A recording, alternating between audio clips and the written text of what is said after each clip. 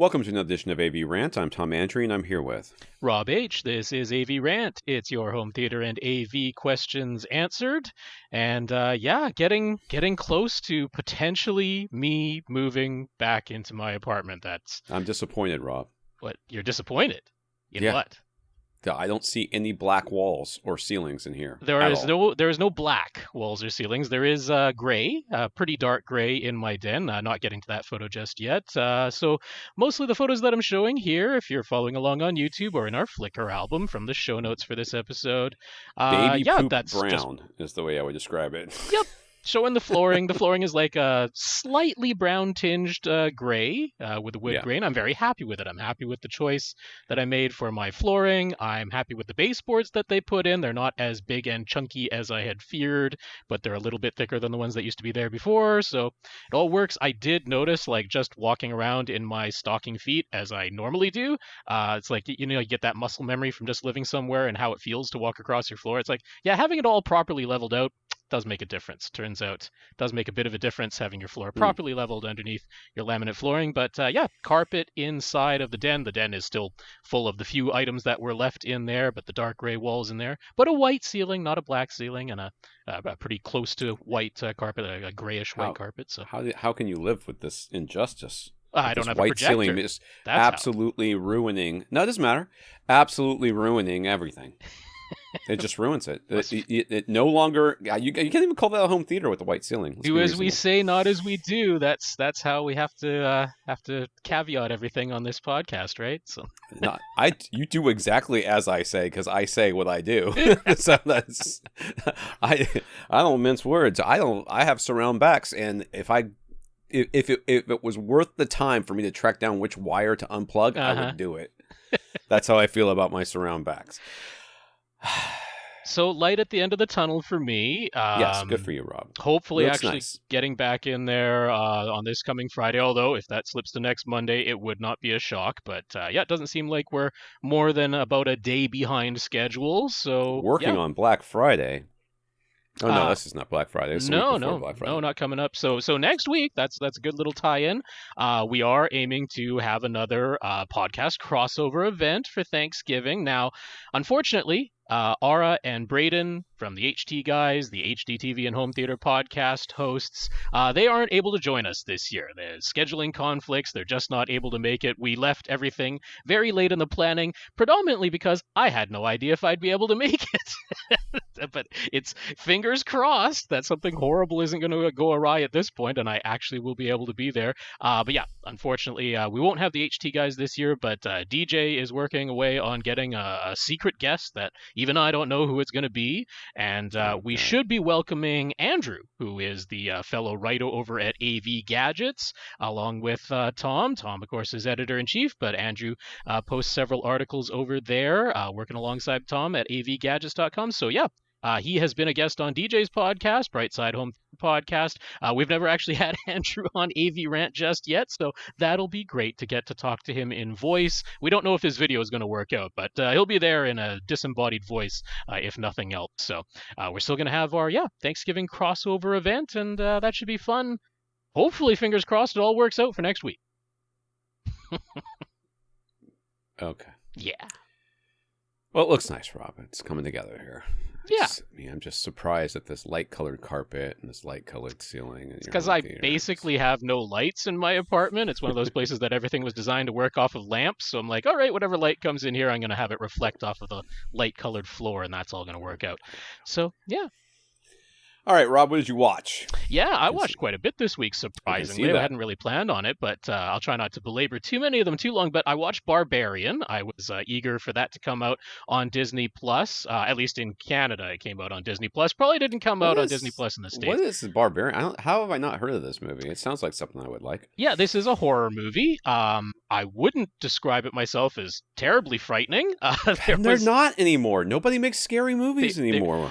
Not only that, Barbarian really struck me as 2.5 different movies, all tied together by a common thing, but it struck me as 2.5 different movies.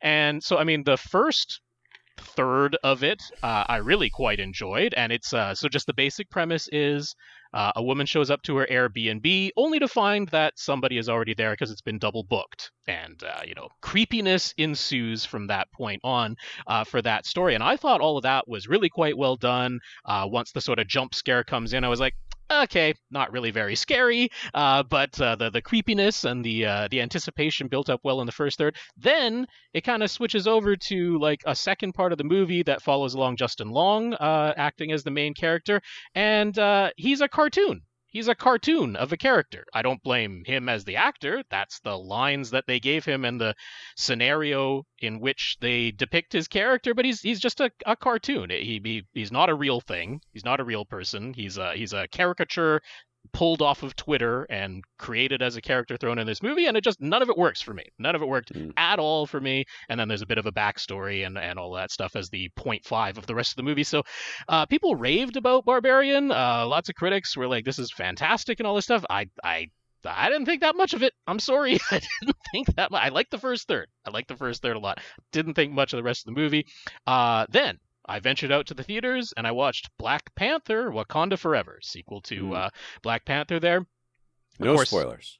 No spoilers. I mean, not a spoiler. I'm not going to see it until it comes to Disney Plus. So. Not at all. In real life, of course, sadly, Chadwick Boseman, who portrayed T'Challa, the Black Panther, he passed away in real life. And of course, this movie is dealing with that. I don't think that's a spoiler. It's dealing with the fact that T'Challa is no longer with us, and following on. Now, some of what they chose to do in there I found surprising. I didn't expect it to focus as much on a particular character as they ended up doing. I didn't realize that was the character who was really just going to become the absolute lead of the Black Panther franchise, as far as we can tell, going forward. Yeah, some of it seemed pretty disjointed. Some of it seemed like COVID restrictions in filming was definitely visible on screen, where it's like, oh, those two characters are supposed to be in the same room. They clearly are not right now. Those were filmed on like different continents, it looked like. So there's some of that going on the technical side. And so overall, again, this is getting rave reviews. I'm like, did I miss something? Like, I feel as though my take on it was that I think I got a good sense of what they wanted to do, and it just didn't quite come together. They're using, is it a spoiler to say Namor is in this? He's in the trailer. No, I mean, he's in the trailers. Yeah, he's right there in the trailers. And I felt that they were really trying to make him a foil for who is now the main character in Black Panther, and all of that was like there in concept, but I didn't feel any of it. There was a couple of good moments towards the end where it really seemed like they took lines that had been written for T'Challa, for Chadwick Boseman, and I could hear his voice saying these words, but of course it's a different character now saying those words, and I could hear that, and it almost worked. It almost clicked. I was like, it's right there, but something just fell a bit short in the execution for me personally. I still think overall it was a good movie. I think a lot of the ideas were really good in it. Something didn't quite click. I don't know any other way to put it besides that. I didn't feel that the characterization of Namor, I thought they did some interesting things with a different version of Namor's backstory, and I like that he pronounces it differently because they're taking on a meaning, so he pronounces it more like Namor. And so, yeah, there was some interesting stuff going on there, but it was like, Namor is an interesting character in the comics. They sometimes credit him as being like the first anti-hero, because he is very driven in one particular motivation, and that doesn't always line up with the good guys. Sometimes he ends historically, they have been at war with Wakanda on and off in the comics since forever. So I'm not surprised. And they didn't do Atlantis because Atlantis was already kind of taken by DC, so they gave the underwater place a different name. That's not really a big deal. But like, the whole thing of him being an anti-hero, often an antagonist to the protagonists in Marvel Comics, and that, it's like all of that was there, but it's like, again, the script kind of let it down. I just didn't, again, I feel like I could see what they were going for, just didn't quite get there. yeah. I do want to say that just as an aside to your discussion about this movie, I think I've said on this podcast a number of times that I thought Black Panther was a perfectly fine movie, but I didn't love it. I didn't see I didn't necessarily love that movie as opposed to like all the other Marvel movies that were follows fairly the same formula. Yeah. This last week I watched, and I can give you guys a link if you shoot us an email or whatever if you want to. I don't have it right now, so I'll have to either look it up or give it to Rob and we can put it in the show notes or something. But I watched a YouTube creator who is black talk about that movie and why it was so important to him personally. Sure. And I think he's got a PhD in like philosophy or something like that, or I don't know, something else. I don't know what he's got. Maybe film. Anyways, so hearing it from that perspective, I saw that movie completely differently by the end of his discussion, which is like an hour and a half long or something. So it's a very in-depth discussion of why that, of the themes in that movie and how they made sense to him in a way that completely didn't connect with me because of my background. Sure. So I would be interested, and I know he's already got a video up about Wakanda Forever. I'm very interested to watch it to hear what he has to say. But of course, I'm not going to do it until it's a little bit tricky because like I'm not able. I don't want to give any spoilers, so I can't really get into it. But I mean, like thematically, it is dealing with grief. I don't think that's any sort of spoiler. We would expect that, given what we know going in. And in particular, it's dealing with a particular stage of grief, which you can probably guess which one it is, but, I don't want to spoil that. But, it really is doing that. And I felt, again, I was like, it's all there. It's right there for the taking. And somehow it didn't emotionally grab me the way I wanted it to. So, sounds like a movie that you might have to see twice. Very, very possibly. Usually when it's like an emotional or thematic thing like that, I get grabbed the first go around. But yeah, entirely possible at a second watch it would get me more.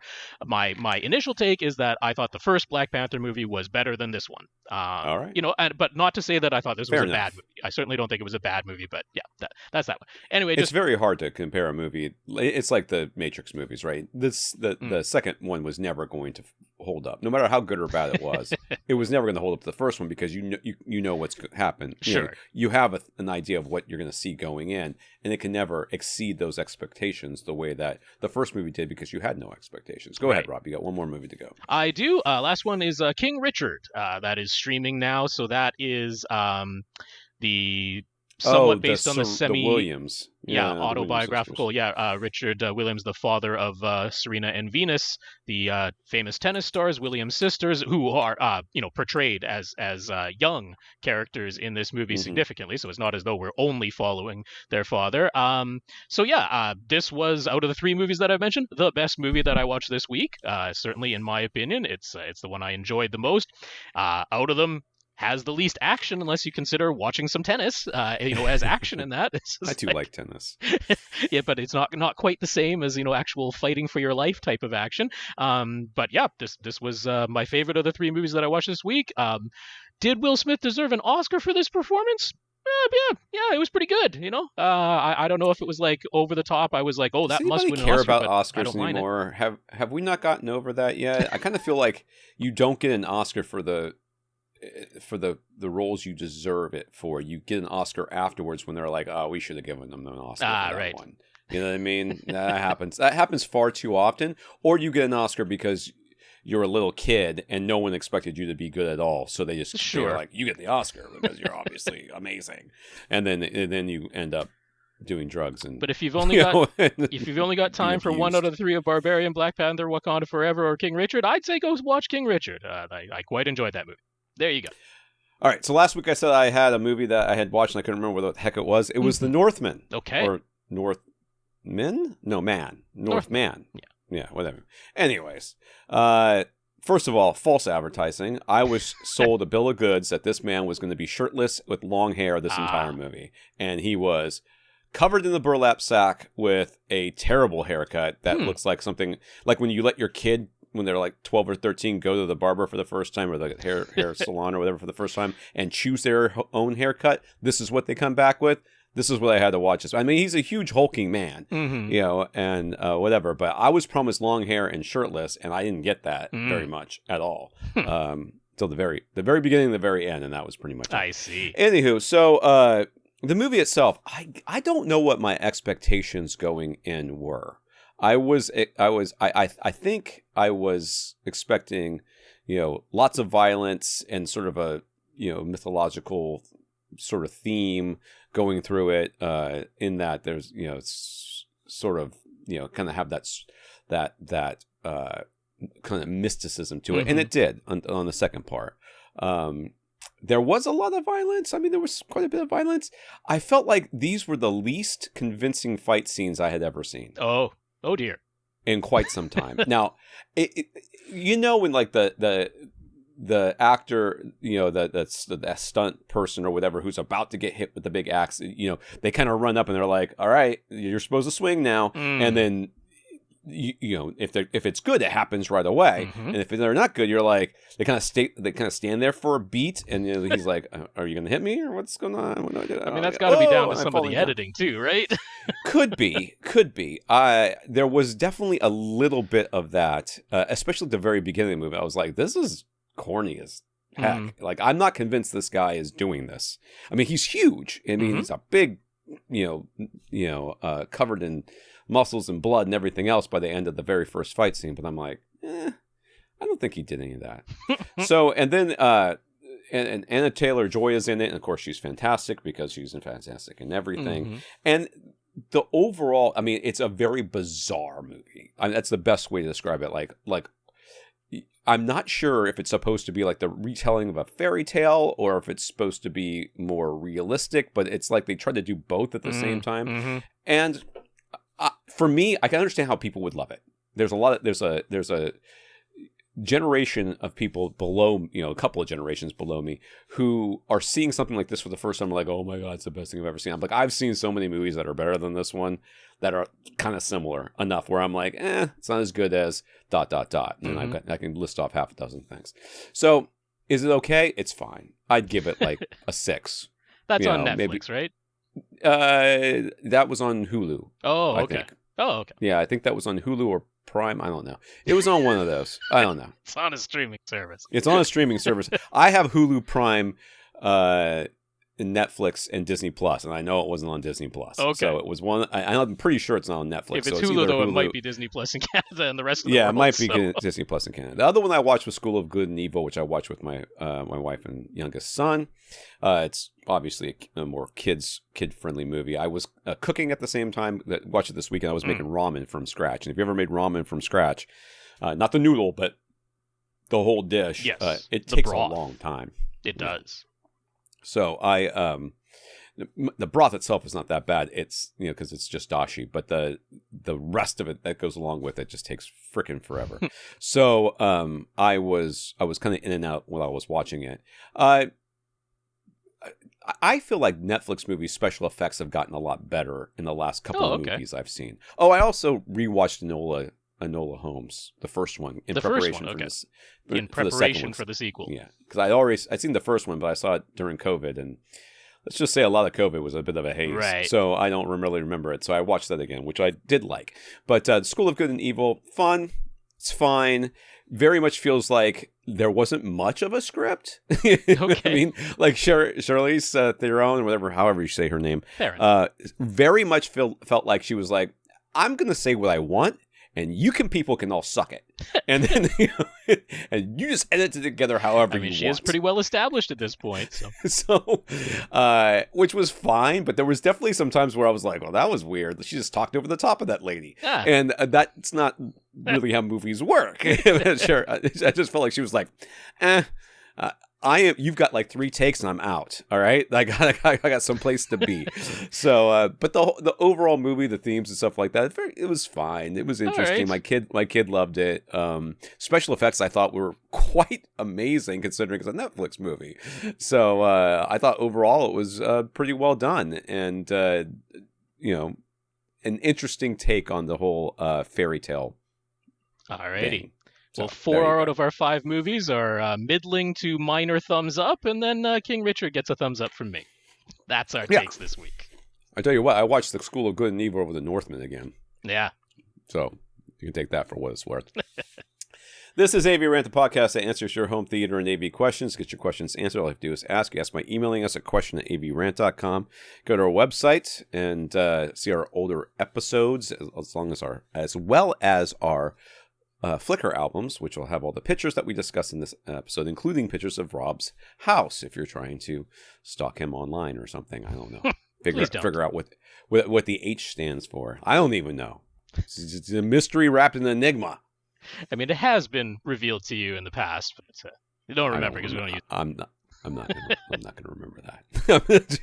Somebody introduced themselves to me the other day, and I was like, I'm not gonna remember your name. They're like, that's rude. I'm like, what's your name again? Warning you now. Just letting you know. Not gonna happen. Contact us directly, Tom at avrant.com. Oh, I'm sorry, I forgot about Facebook.com/avrant podcast, YouTube.com/avrant. You can see our logos, I guess, our logo talking at you, whatever, along with the pictures. Might be changing soon. Yeah, Rob might get his house back. Contact just us directly, Rob at avrant.com. You guys still got Twitter? I still got a Twitter. His @FirstReflect, but the dumpster fire that is Twitter these days. I will tell you, I mean, it's not like $8 a lot of people paid $8. A lot of people did. They did, and then they immediately alienated every single advertiser they can get their hands on. Yeah. So I don't know if it balanced out in the checkbook. It quite made that up. Also, not typically a good sign when the 4 people in charge of your FTC compliance all said, yeah, we're getting out of here this week, otherwise we might be on the hook for a bunch of FTC non-compliance. So, not always the greatest sign. I'm sorry. I have been agnostic about Elon Musk in general, and the more I've learned about him, and this is not just recently, I'm just talking about in the last year or so, the more I've learned about him, the less I've liked him, but boy, and I don't relish watching anybody's life crumble around them, but Twitter was very useful to me. I will be sad if it fully disappeared. Or all right, you haven't gone to was it Mastodon yet? Isn't it everybody going to Mastodon? I'm not over there yet. No. I don't know. I don't know how to use it. I don't know. All I know, it's got separate servers, and you can't always find your friends, which seems dumb. That's the issue. Whatever. Let's see here. Tom at avrant.com. My Twitter is @FirstReflect. I think. Might as well be, huh? Might as well. Just give it. In fact, everybody's Rob. Everybody's @FirstReflect these days. As far as I can tell, Andrew skedaddled off of Twitter. He's like, I think he did too. Yes, I think he did too. All right, at @AVRant_Tom. Let's see here. We're going to thank our listeners of the week. To become a listener of the week, to support the podcast in some way. One of the ways you can do that is go to avrant.com, click on the Buy Us a Cup of Coffee link, and send us a PayPal donation. So we want to thank Peter and Jason for doing that this week. Thank you very much, Peter and Jason. And why does that not feel like the right names? Let me check it again. Go ahead. I don't know, but Peter and Jason, if that is who it was, thank you very much for the financial support for the PayPal donations. We very much appreciate it. We do. PayPal's being slow. Yes. It was Peter and Jason. Okay, all right. good. You got it right. Yay, me. Congrats. We also want to thank our 139 patrons over at patreon.com. Patreon's a service that you can sign up to become a monthly contributor to our podcast. So every month they'll take some money from you and give most of it to us. A minimum of $1, so $12 a year to be a patron. Pretty good. Which does not sound like that much money, if you ask me. Seems like good. So yeah, hours and hours of our lives for $1 a month. 139 patrons, including Will and Rob W. So thank you very much to our patrons. That's right. That's patreon.com/AVRant podcast. If you'd like to sign up to make an automatic monthly donation, think of it as a voluntary subscription, if you please, for a very affordable price per year. So 139 patrons over there, and Will and Rob W., thank you for being 2 of them. My coffee is already gone. That's not a good sign. We also got some notes of gratitude for keeping the podcast going while Twitter burns all around us, including from Joe J, who's very interested in seeing what Criterion does with a WALL-E release, their first ever Disney Pixar release. Disney's own Ultra HD Blu-ray disc is considered subpar by several disc reviewers. So with the new Dolby Vision and HDR10 Plus options, plus a new Atmos mix on the disc, there's every possibility that Criterion's version will be a big improvement. Let's hope. I thought that movie was fine. I mean, I liked it. I like all Pixar movies. The first half is fantastic. Yeah, kind of, whatever. Kind of. I don't have a desire to ever see that movie again. Jonathan in the C-Den 4.0, someone said they'd like our What We Watched segments to be shorter or cut altogether, but he enjoys it and wouldn't mind if we talked about our own home theater experiences even more. Well, that's all going to balance out just like an Odyssey correction. So one goes up, the other one goes down. We end up in the middle right where we are. Yeah. Hey, the key to this whole situation is if we put in content that you don't like, you can fast forward past it. And if we don't put it in and you wanted it there, you're out of luck. So I don't know. We're just going to do we're just going to live stream us stream of consciousness talking to each other 24 hours a day from this. That's what some things are. Justin appreciated our advice for his heavily decorated room with his many, many collectibles lining the walls. He says he'll mostly take our advice. Liar. You're a liar. That's fine, though. The posters aren't changing, but he'll fill above his drop tile ceiling with insulation and absorption panels on his front wall, and most importantly, adjust his left, center, and right speaker positioning. He'll also bring in an SVS Ultra Center for audition, so he'll be checking back in with his results later. That's great. Yeah. Still think you should get rid of some of that stuff. You have to turn that up to hear that, Justin, but it's fine. I am glad. Yes, I think it'll make a big difference, especially the insulation above your drop tile ceiling. I think it'll make a big difference. Peter in Sweden also sends his thanks, and Rob W. says he really appreciates our willingness to repeat answers, go over things we have been asked before, and not just tell people to use the search, like on many forums. And lastly, Raf. So thank all of you for thanking us. Yeah, we got all the J names all piled up here together. So Joe, Jay, Jonathan, Justin, thank you all. Peter, Rob W, and Raf, thank you as well. Those notes of gratitude and encouragement are definitely appreciated. And a big, big thank you to everybody who continues to listen and send in your questions. In the news, SVS has introduced new Prime Wireless products. The Prime Wireless Pro speakers for $900 are bigger, more capable, and more expensive than the first generation Prime Wireless speakers, which went for $600. Prime Wireless Pro speakers use a 5.25-inch woofer instead of the 4.5 from the first gen, and the cabinets are about 1.5 inches bigger in every direction and weigh about 12 pounds versus 10 pounds for the first gen.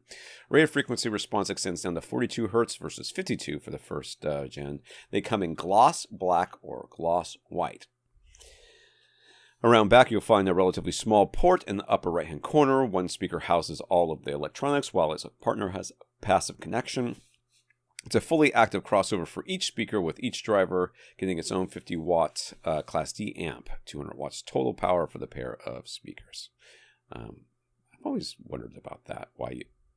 It seems like you want the bigger amp to push the woofer in the I think it's more economies of scale. We get I think a so too. whole bunch of these amplifiers for the cheap price. That's right. I'll tell you what, that 50-watt amp that's powering that tweeter, it's not doing much. That guy's phoning it in.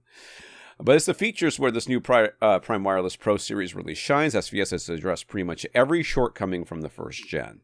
So DTS Play-Fi is still here, along with aptX Bluetooth, but now Apple AirPlay 2 and Chromecast for Android are natively supported, as well as Spotify Connect. There is an HDMI eARC port, making it much easier to use these instead of your soundbar, or instead of a soundbar, and there is an included remote, so no more having to use your phone to control the volume. The front display provides much more information compared to the first gen, and since it's SVS, you know there's a subwoofer output present, and 80 Hz high-pass filter is automatically applied when a subwoofer connection is detected. Yay. They recommend setting the low-pass filter on your subwoofer to 90 Hz for an optimal crossover blend. And like we said, it's $900 and it's shipping now.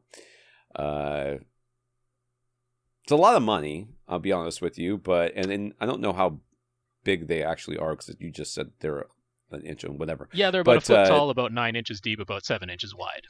Yeah, so I mean, they're a good-sized bookshelf speaker. Unfortunately for the soundbar crowd, these seem like, I'm like, oh well, these are a perfect solution for the soundbar crowd. Except the soundbar crowd doesn't really want a solution that's not a soundbar.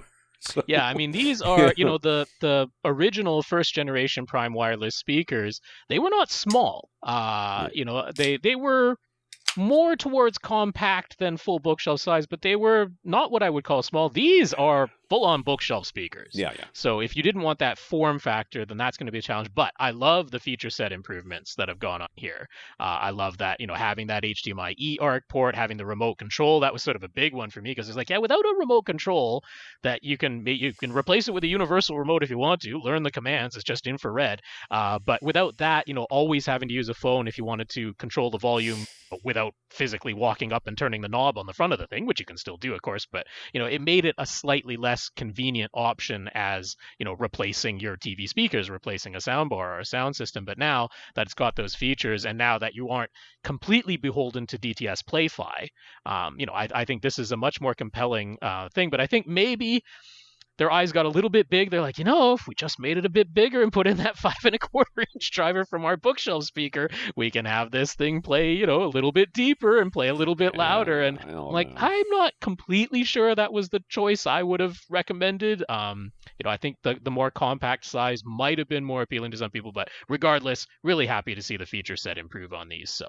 overall, I think these are going to be quite popular.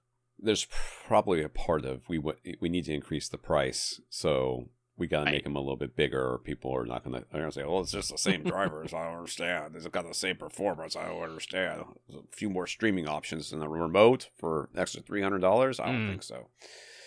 There's also the new Prime Wireless Pro SoundBase, which is not like a speaker that goes underneath your TV. There is no sound that comes out of the Prime Wireless Pro SoundBase. It is an integrated amplifier. That's what it is. Yeah. It's $700. It replaces the first generation SoundBase that sold for $500. No huge changes here to the basic design. It's the same size, but gets improved front panel display. It's still rated to output 150 watts by 2 into 4 ohms using Class D amplification. It gains all of the same new features from the other thing, though, including an HDMI eARC input, native Apple AirPlay 2, and Chromecast for Android, plus Spotify Connect. And it comes with an IR remote now as well. So, yay. It's cool. I mean, it's fine. If you have a pair of speakers and you want to add them wirelessly to your system, then that's exactly what this is for. The Prime Wireless Pro SoundBase. Yeah. More from SVS. They're running a full-on Black Friday sale this year for the first time ever. Ultra Series speakers will be on sale with the Ultra Tower, Ultra Center, Ultra Surround, all in panel black gloss finish only, getting $100 off each speaker. On the subwoofer side of things, PB1000 Pro, SB2000 Pro, PB2000 Pro, SB3000, PB3000, and SB4000, all in black ash finish only, or $100 off. The 3000 Micro in piano black is $100 off. The PC4000, PB4000 in piano black, and the SB16 Ultra, with both finishes on that, are all $200 off. Mm-hmm. So SB1000 Pro, PC2000 Pro, and PB16 Ultra are the only subwoofer models that aren't part of this sale in any way. So if you're looking for an SB1000 Pro, a PC2000 Pro, and the PB16 Ultra, you're out of luck. Pay full price. Those are still at the regular price, but all the other models, at least in certain finishes, are on sale. Some pretty good discounts there. $100 off most things, $200 off a couple of those models, which is, that PC 4,000, $200 off. That's a pretty good deal for a nice big cylinder. I don't mind that. And then, the Ultra Series speakers in the piano black finish, $100 off each speaker. Not bad. So SVS's Black Friday sale is on now, as of... Is it now? Like today? Said don't say anything about it until Wednesday of this week. That's when the YouTube video comes out, so we're A-okay. Okay, so as of now, as of when you're hearing this. That's right. And if you just ordered recently, call them, because they'll refund the price usually. I mean, not usually. I think 100%. I even got Amazon to do that the other day, so Also, if you order 5 or more products all at once, enter the promo code SYSTEM for an additional 5% off your whole order. Yeah. So, yeah. Not bad at all. Yeah, that goes until November the 27th, so it is a Black Friday sale. Hop on it if you were going to buy some SVS products, and if you just bought some, give them a call. They treat you right. Well, they don't have to pay for you to ship them back just for you to order them again. That's right. So it makes... that was my whole thing with Amazon. I'm like, listen, you guys just put this on sale. Don't make me ship it back to you, because I will. Mm-hmm. All right. Some questions here. Julian in Montana. I'm sorry, we don't answer questions from Montana. We're going to have to skip you, Julian.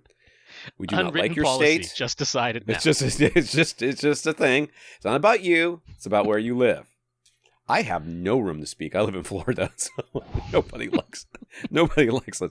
The people who like us, nobody likes them. Julian in Montana. Julian is still within his first 200 hours of his JVC RS1000 projector. He's using with a 100-inch, 1.1 gain Elite Screens Max White screen.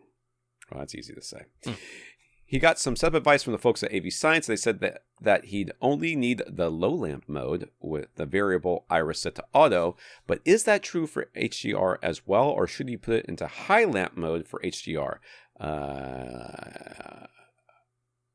Doesn't say how far away he is from this 100-inch screen, so I guess that would make the difference, right? If he's closer to the minimum range, then it seems like it would be okay. But if he's at the maximum range, it seems like he might need the high lamp mode. Yeah, well, heading on over to projectorcentral.com, using their projection calculator to work out how many nits are going to be on your screen given the screen size and the projector that you've chosen and the gain of screen that you have. The key here is that you're at the 100-inch screen size, which is relatively small for what these projectors are capable of doing. That means that fresh out of the box, even in low lamp mode, if all you're trying to do is hit the 100 nits that projector HDR would be trying to achieve, you can do that pretty much regardless of what zoom range you're using on this. The low lamp mode will be sufficient for getting you that 100 nits on the 100-inch screen size. So the advice to run it in low lamp mode with the iris set to auto so that you're taking full advantage of what it can do, that seems like perfectly reasonable advice. Now, of course, as the projector ages, you're still within the first 200 hours. So as that lamp ages and gets a bit dimmer over time, you might find that HDR isn't looking so HDR anymore. Some 1,500, 2,000 hours from now, and you might pop the lamp into high lamp mode at that point for HDR. But right now, for the screen size that you have, with the gain of screen that you have, that should be sufficient. It would just be a matter of, if you do put it into high lamp mode and you're like, well, I like that it's, even more than 100 nits for HDR, which you very well might just prefer the way it looks when you do that. That's completely up to you. But of course, the fan noise will get louder as well. So purely based on the specs, the advice you were given is perfectly reasonable. All right. Rob mentioned it could be a good idea to just run the projector in high lamp mode for the first couple of 100 hours or so. Could he have damaged his lamp in any way by only using low lamp mode ever since it was new? Nope. No, it wouldn't be any sort of damage. There's the thing that we've talked about, which is, calling reconditioning the lamp. There's a couple of cathodes in there that need to come to nice, sharp, pointy edges inside for the arc to come across inside of the lamp just the way it's supposed to. And over time, that can sort of get a little bit of a deposit and a little bit dulling of the nice pointy edge that goes on there. And seemingly just running the lamp in high mode for about 200 hours generates enough heat that it sort of gets those things back to being nice and pointy and not having some flickering that occasionally shows up about 1,500, 2,000 hours typically into these lamps. You might start to see the image flickering sometimes, and just blasting it in high lamp mode for a couple hundred hours seems to recondition the lamp to get rid of that. So it's often recommended, first couple hundred hours, you just do that, get through that first 200 hours when the majority of the dimming and any color shift is going to happen in that lamp anyway, but it's not as though you're damaging the lamp by running it in low mode out of the box. That's perfectly fine. Lastly, he knows a local installation contractor in this area. He's got a bunch of leftover 6-inch thick recycled cotton insulation panels. Would those work okay for making DIY panels, or does he need to order the rigid fiberglass panels that Gick uses? So the reason why everybody pretty much recommends using rigid fiberglass or the rock wool insulation is because it doesn't compress over time as it holds stands up. its shape, doesn't That's right. fall down because of gravity. And we've said this before, like with the last guy who we're talking about putting insulation in his above his ceiling, his drop tile ceiling. We're like, just throw the cheapest crap up there you can. Yeah, and that's because we're not worried about it standing up, and then falling down to it just has to sit up there and be itself, right? Which you can just stack more up if it starts to compress a little bit. You just throw some more up there, which it shouldn't, as long as it's not too heavy. But it's also not trying to stand 4 feet tall, which is what a normal panel is. So would this work okay for making DIY panels? Probably not. And the reason is it would compress over time and then not be effective. Yeah, from an acoustical point of view, totally fine. It's Yes. gonna act as an absorption panel, totally fine. As long as you give it some structure so that it can keep its shape and not fall down just under its own weight of gravity over time, then it's fine. So I mean that might involve maybe you put in a few little slats that go across inside of your frame that you create so that it's just got something to bite onto, something that's sort of holding it there, some teeth dig into that insulation so that it's not just going to fall down under gravity. You're probably going to want to have both a front and a back on the DIY panels that you make. Most of the time if we're using the rock wool or the semi-rigid fiberglass, you can just leave the back of the panel open. You're not going to see it. It's going to be against the wall, and that's going to be totally fine. With this stuff, you probably want to have a backing fabric on the panel so that it's not going to bulge over time as it just sort of compresses its way down. So it's just the physical side of it. It is totally usable. It's not as though it's going to be worse on an acoustical property side of things, and it's just physical nature of it. You're just going to want to make sure it has some way of keeping its shape. That's all. Yeah, it's so funny because people, they're often looking for solutions that are not the thing that we recommend or that is generally recommended. And they're like, I have access to this. Would this work? Yeah. And it's funny, sometimes like in this case, we're like, oh, it would work if you could make it work, but it's hard to make it work. So you should get the real stuff. He's getting it so much cheaper. So yeah. I do think it's probably worth, you're going to have to spend a little bit more on the frame and the fabric because you've probably, putting a backing where you might have not put it before. Maybe the frame's a little bit more complicated because you're going to give some, ribs or some, teeth or stakes or something going across in there, some additional cross bracing perhaps, so that you can have that structure that's there. So maybe the frame and the fabric is a little bit more expensive, but if you're essentially getting the insulation part of it for next to free, then that balances out. Yeah. So, this is one of those cases where you're like, okay, the performance is the same. It's just more difficult and if you're buying it, you just want to buy the stuff that's a lot of this would go for getting the, the regular floppy pink insulation too. Mm-hmm. That's the same reason why we say, pay a little bit more for the rock wool, not very much more, a little bit more to get that because just structurally it's so much easier to work with, but it's not as though acoustically it would be bad. Yeah. Karl and E, who is Karl's partner, are still planning out their detached garage that will have their Vanta Black Theater above it. The only reason things are taking so long in the planning stage is that the city ordinance and codes keep changing. So at this point, the theater... whatever. So at this point, the theater room has to be smaller than they initially wanted, and it also has to have an egress exit, which was not originally planned. Make a slide. Yeah, fireman pole. just like a slide in the back of it. Like you pull a string and the trapdoor comes up and you slide out. Whee! Like that. Airplane exit. Vanta Black slide. I mean, it's got to have a curve in it so the light doesn't come up. Definitely. And then you just see it looks like you're sliding down the black. You put like LED lights that light up when you start going down, so it looks like that tunnel in Willy Wonka. That's the way to do it. Get the city to sign off on that. It's for sure going to happen. Problem meets solution. That's right. Okay. This has led to the only viable solution being a motorized projection screen rather than the fixed frame screen mounted to the wall. E is quite all right with this change as it will give them more options when the theater is not in use. No one's going in there.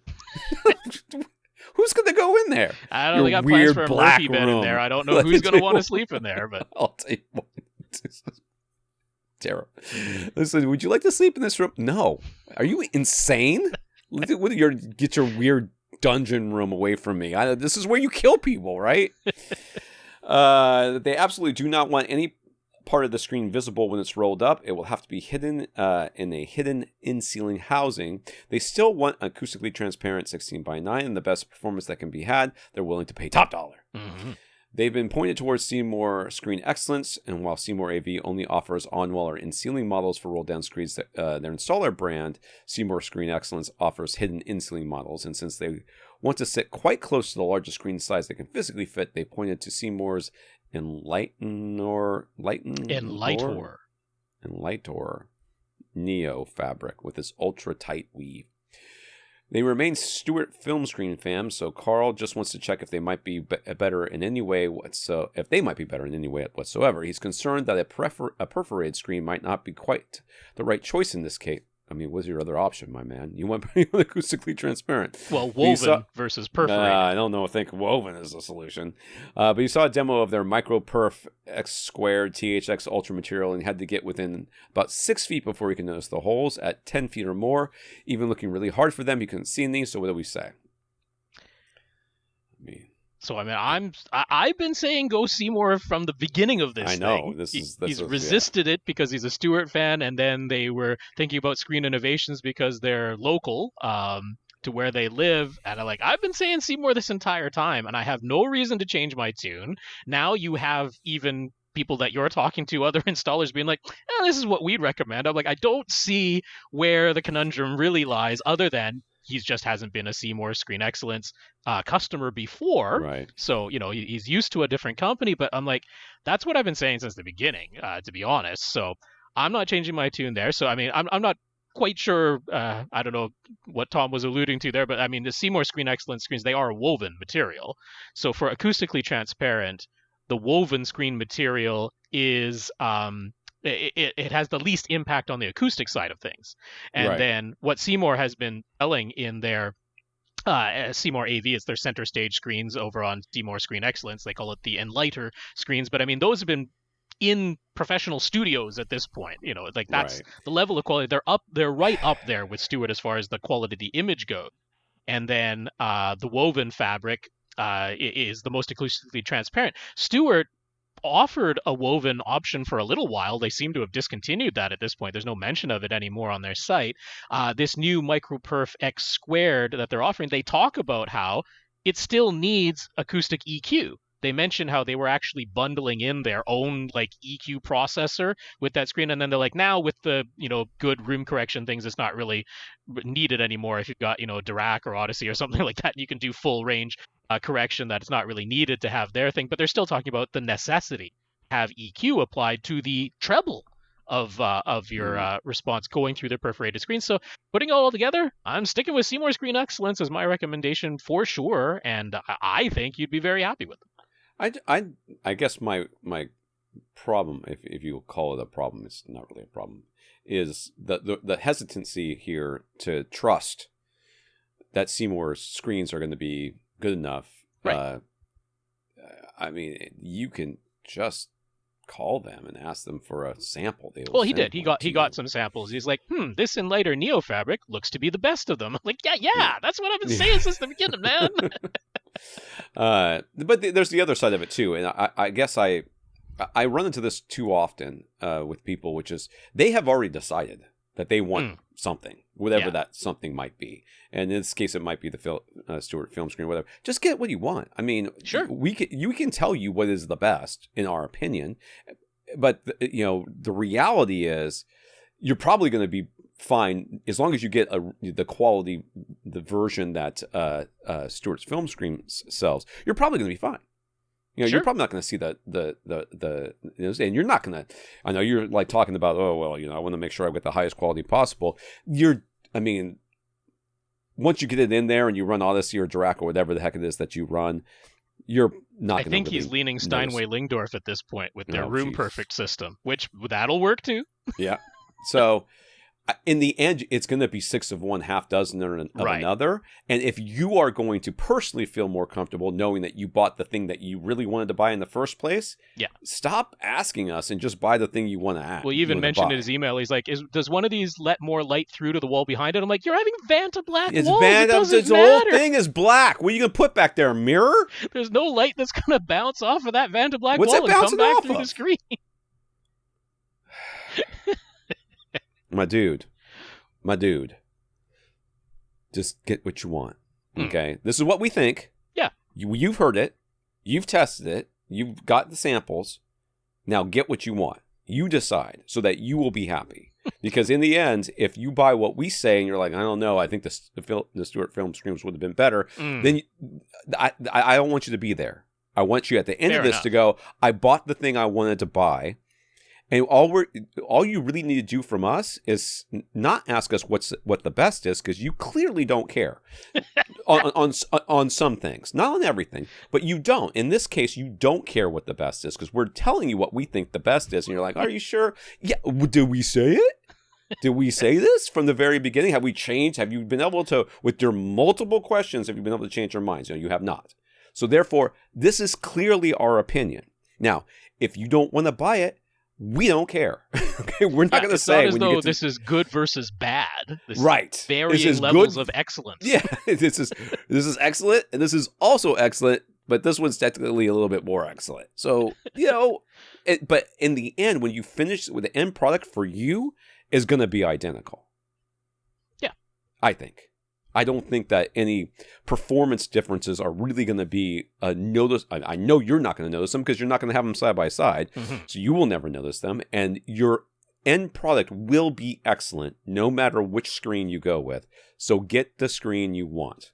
And stop trying to convince us that we should tell you what you want to hear. Just buy the one you want. And that's not saying you shouldn't ask us questions. Just we're not changing our minds. Henry says he's a long-time listener. You liar. Henry. What's wrong with Tom today? Jeez. I'm very tired. I did not. I already cycled this morning, and I'm very tired. He's a long-time listener. It makes no sense. Why? People say that all the time. I don't know if they're telling the truth. Long-time listener, first-time caller. Yeah, right. I don't know if he said first-time caller. I don't recall if Henry's written to us before. I've never heard of a Henry before. Anyways, Henry's room is 12 by 16. He's installed a thin bezeled projection screen that only lives a couple of inches on either side, so it's nearly wall-to-wall. He's been using Paradigm Millennia on-wall speakers all around. The front left and right speakers are mounted below the screen. There's nowhere else for them to go. And he has an equipment stand below the screen with the center propped up on OLED subdues to get it as close to the bottom edge of the screen as possible. Oh, look at all those subdudes, dude. You must have got those before they were before they went stupid expensive, yes. I know, right? You need to pull your left and right speakers up forward. Well, you can't. They're on walls. Yeah. My apologies. That's the part of it. So he's considering a speaker upgrade and has been considering either the Paradigm Premier series or switching up brands and going with SVS Ultra, which are now currently on sale, by the way. Would he notice a sound difference? Would either option be a good upgrade? Paradigm Premier or SVS Ultra over what the heck? He has a Millennia. Yeah, the Millennia on wall. So, I mean, purely in what you'd be able to do positionally with a pair of bookshelf speakers. Now, those bookshelf speakers would still be a little bit on the low side, but living in the real world, I'm fine with that. You'll be able to at least pull them forward in the room so that the face of your bookshelf speakers is in front of the equipment cabinet that is living below your screen. You clearly, with all those subdudes piled up, do have enough room below the screen and above that entertainment cabinet to fit a regular full-size center speaker in there. So physically, it's not as though you must stick with super slim on-wall style speakers. You could probably sell the subdudes and make back half the money for the speaker upgrade. And I mean, the Paradigm Millennia on walls too. Those are still popular speakers. Those retain their value quite well. So I mean, no complaints about them as far as their sound quality and their design goes. It's just in this particular setup, you can certainly have more optimal positioning by just going with bookshelf speakers that are going to be, in your case, on unusually low stand. That's still going to be, the tweeter's still going to be just barely below ear level. So I don't have too many concerns as far as just, the height is slightly suboptimal, but that's fine. You've got the screen size that you want, you'll be able to pull them forward in the room. So, I mean, the easy answer here, of course, is go order some SVS Ultra speakers because you can return them completely no money out of pocket. They will pay for the return shipping and give you a full refund if you send them back. So I mean, comparing to the Premier series from Paradigm, I mean, honestly, my opinion on that is those are going to be really quite close to one another. Just out and out, if you had optimal setup, would they be some gigantic change from your Paradigm Millennias? I wouldn't say a gigantic change, but you're going to have such better placement that I think it's going to be worth change, just on that front. Because I mean, even if you propped up your front left and right Paradigm Millennia speakers, pulled them into the room, they're still not going to be quite right because the tweeter of those is in the middle of them. So that's going to be a really low tweeter. It is a really low tweeter as you have them right now, but it's going to remain a really low tweeter. And then they really are meant to be on wall. You're going to lose a significant amount of bass extension by pulling them away from the walls. So I do think in this instance, having some bookshelf front speakers and a full-size center, that there's an improvement to be had. To me, there's kind of splitting hairs whether you go Paradigm Premier Series or SVS Ultra. So if those are Yeah. the options that you have in mind, I'd be like, whichever's least expensive. To be Well, honest, and that's the way fact I'd go. that you can return the SVSs so Yeah. easily too is sort of has me leaning in that direction. Sure. Slightly. I do want to say that though that you know, I know you want a speaker upgrade, but might you also consider, instead of a speaker upgrade, a screen upgrade, so that you have an acoustically transparent screen, which you can then mount slightly off the wall, just like on 2x4s or whatever behind it, and then move all those speakers up behind the screen. Keep your speakers, yeah. Yeah, they're not bad. They're good speakers.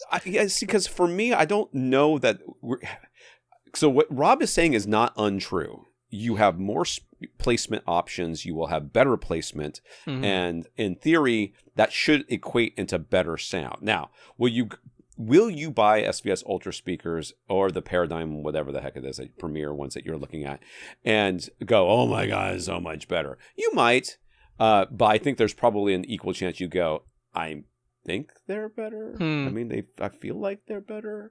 I kind of feel like if it were me, and you were asking me what I thought you should do rather than which speakers I think you should get, I would say that the better upgrade would be to upgrade your screen to acoustically transparent, pull your speakers up behind, like all three of them, behind the screen, so that they're, optimal ear level, everything else. And just, even if they're even above ear level, just so they're behind the screen completely. Well, and also, now with the Paradigm Millennials, you'd be able to turn that center vertical, because that was one of the criticisms I have, is that as you move off axis of the horizontally oriented Paradigm Millennia center, it doesn't hold its timbre as you move off axis when it's horizontally oriented. It works much better vertical. So if you could have all three of your speakers wall mounted behind an acoustically transparent screen, as far as the speakers you already own goes, that would be making them optimal for how they would perform. So, you're still spending money, because it's not as though you have an acoustically transparent screen right now, and then there'd be whatever hassle of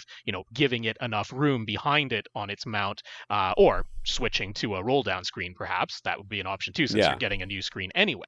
But yeah, that would be the other way to spend this money. So I agree with Tom that that's certainly a different way of coming at this. Yeah. Infinite Gary, since most AV receivers and processors these days now offer at least a couple of memory slots for storing different calibration setups, Gary has heard the recommendation for setups where you have a motorized projection screen to store one calibration with the screen down and another calibration with the screen up. Typically screen down for movies and screen up for music-only listening. That would suggest the screen is having some negative impact on music listening, right? What negative impact might that be? None. Well, if it's truly acoustically transparent. Right. And if it's not acoustically transparent, it's going to have a slight attenuation on the top end. Yes. Which is easily overcome with EQ, which would do that. You just absolutely, Odyssey and all that stuff should do that normally. And even if it doesn't, you can't hear it because you got old ears just like mine, and we can't hear it anyways. So none. Functionally none, I think.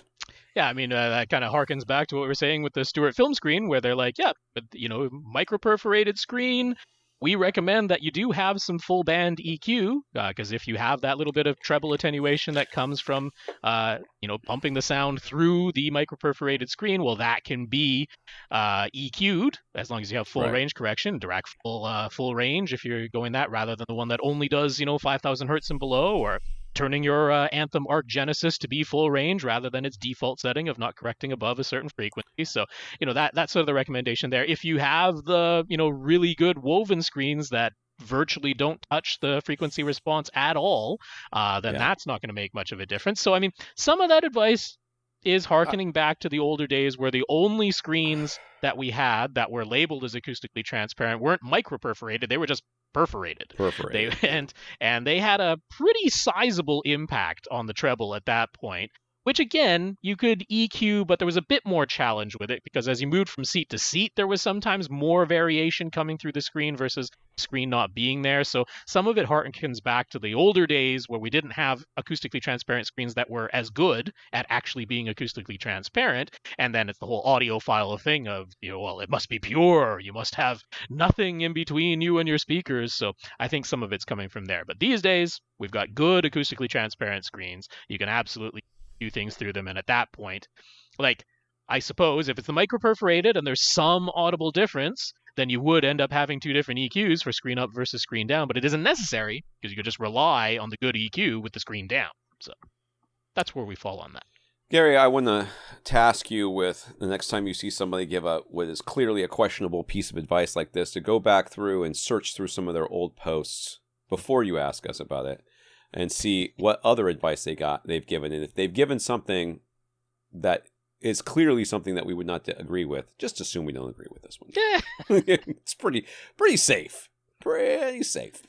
So in Gary's spare bedroom where he has his Atmos system, he also wanted to have a dedicated 2-channel setup just using just his pair of self-powered Dynadio focused 110A or 110A speakers, whatever.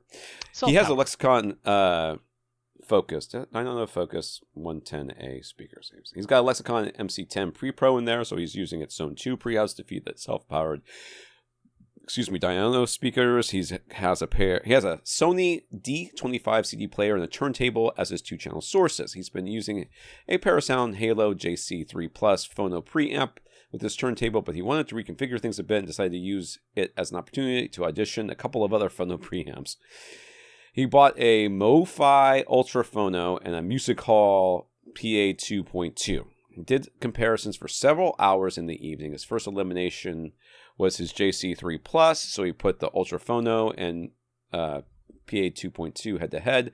The Ultra Phono came out the winner, and he thought he had settled on his new 2-channel setup. But the following day, he reconnected his JC3 Plus and put it head-to-head with the Ultra Phono and came away thinking he wants to keep the JC3 Plus after all. So have we ever evaluated gear, thought we knew what we wanted, but flipped back the next day? How we go about making a decision like this one? There's no world in which I would have to. But that being said, there is a lot going on here, Gary. A lot. Mm-hmm. And their acoustics are a crazy, crazy thing in that some seemingly small differences can make a pretty significant difference. But I want to suggest that your first evaluation that you made, the first thing that you did, was introduced an element that you did not account for, which is listener fatigue. At some point, just sitting there for so many hours, because you did say it was hours, right? The whole evening. Yep. The whole evening. That is very hard to concentrate. I mean, you think about taking the SAT, right? Or, I don't know, AC. I don't know what you guys take. I don't know if he's in Canada or not. I just assume he's not. Okay. Well, to think about way back when you took the ACT or the SAT and those hours of testing, what your brain felt like afterwards, or any job that requires a ton of your concentration. At the end, your brain is mush, and you come out and you're physically and mentally exhausted. Like you feel like you've been run over by a truck. Mm-hmm. You just want to take a nap, and it takes you a couple of hours to kind of recover from that, if not a full night's sleep. So, how do I, as a reviewer, do this? First of all, I'm much more systematic than you were. You were not being systematic at all. You were just listening for a while and then switching and listening for a while and switching and back and forth. And just it was like favorite albums, favorite tracks. Yeah. Sure. And that's fine. But I am much more systematic about things. I have snippets of songs that I listen to that show me certain things. And I evaluate stuff in minutes, not hours, because hours is too long. I cannot maintain concentration. You can't either. And all these reviews are like, oh my God, at the end of 3 hours, the music came alive. Shut up. It didn't. It didn't come alive. It was always the same. You just got tired and suddenly you felt like everything sounded better. So I'm listening for very, very specific things, and it happens right away. So oftentimes you'll hear me say, like when I've reviewed something and then I haven't listened to it for a long time and I go back and I'm like, oh yeah, my review is right. That the reason why I have that reaction is because when I did the review, I went through the little pieces of things that I listened to in order to get to evaluate the performance of the thing, which is not me sitting there listening to entire albums or entire songs or, hours of listening. It is snippet, snippet, snippet, snippet, done. And when I go back and listen later on, I'll be listening to some song and during that song, like after however many songs have played or whatever, during that song, something will pop up. I'm like, oh yeah, that's why I'm hearing this, because I remember during my review, I said that these things did this thing that I am now hearing, but I'm only hearing it during this one part of this one song that only happened after hours of listening. So yes, what you're talking about here are very minor differences between three things, okay?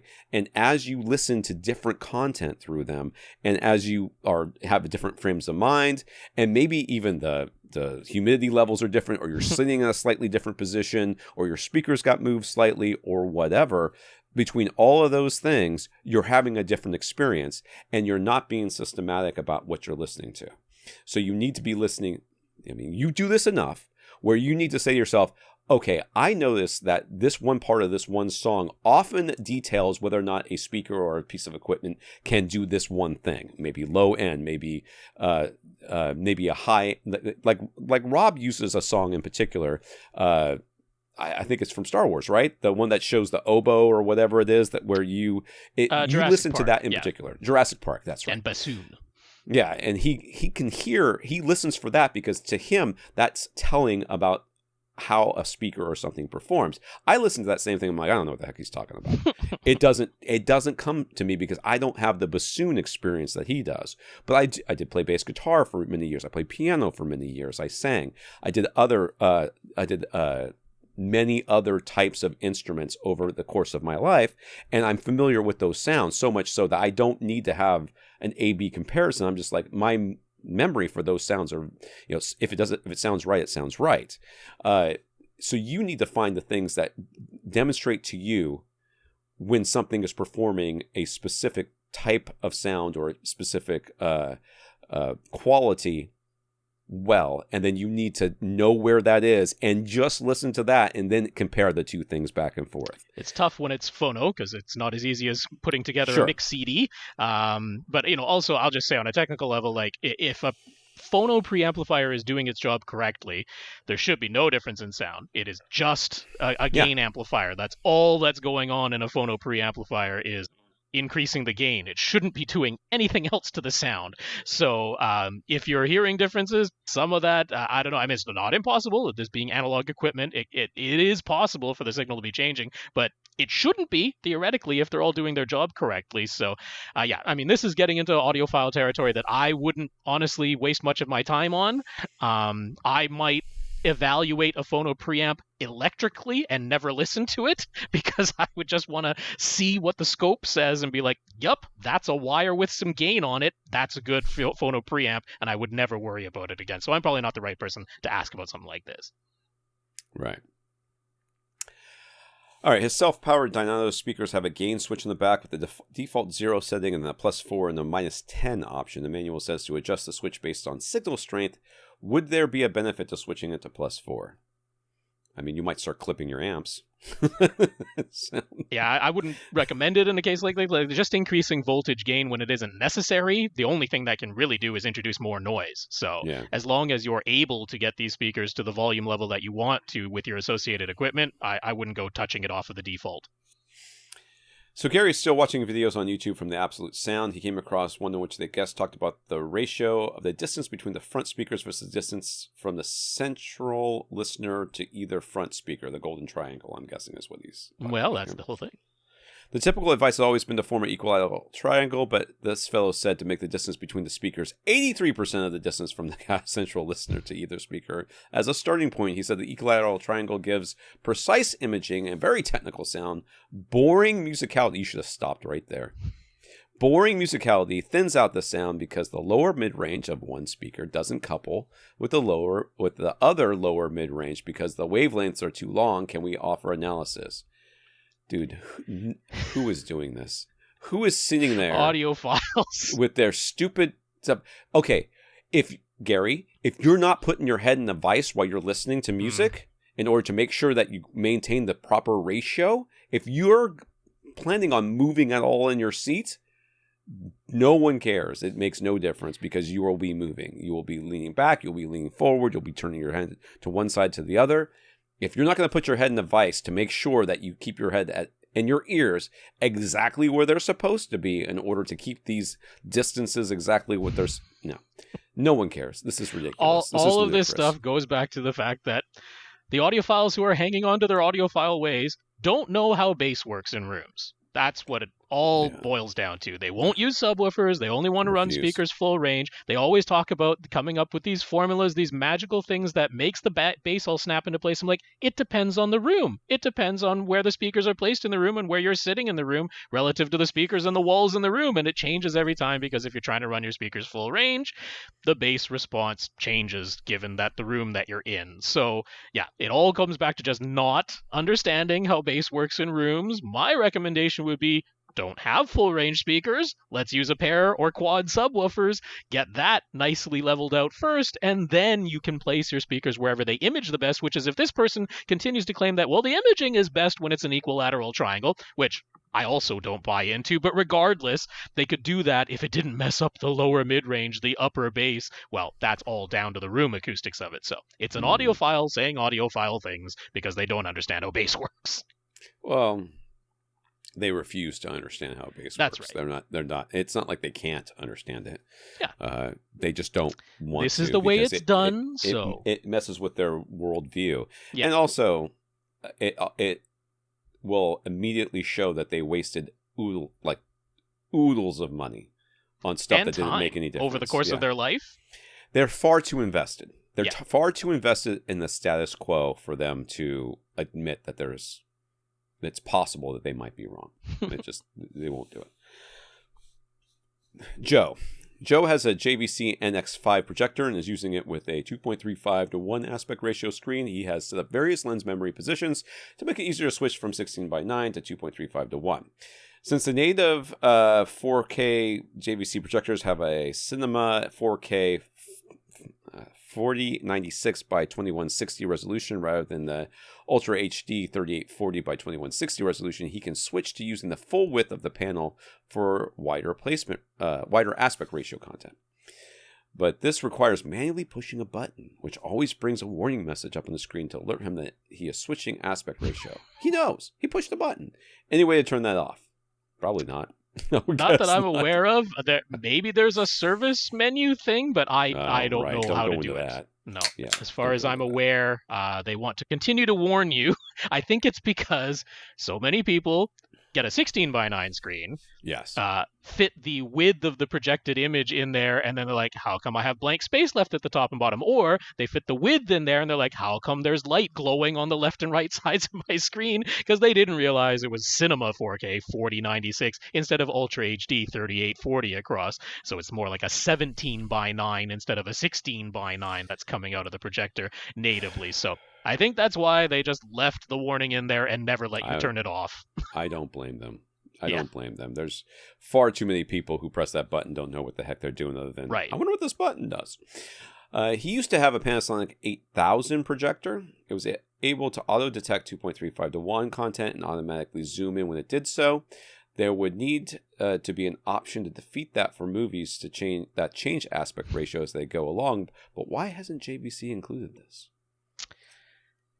I'm not completely sure. This is one reason why people who have their CinemaScope screens enjoy adding the Lumigen Radiance or the Mad VR Envy, because they have this capability of, they're just setting the projector once, and then all of the video processing is happening inside of that outboard video processor, but they're able to detect when it is 2.35 to 1 or, black bar somewhere on the screen, and send out a trigger to the projector to have it switch whatever needs to be switched inside the projector. If you're using an anamorphic lens on a sled, it can send a trigger out to the motorized sled if you have one to move the lens into place or out of place. If you got various settings on the projector, it can send out a trigger to that. So that processing does exist, but of course those are expensive add-ons. Why JVC didn't build it in themselves, I'm not entirely sure. That it's not as though it's impossible for them to have done so. Like you say, a much older projector that you had the ability to detect that in the image and make that setting. Typically it would only be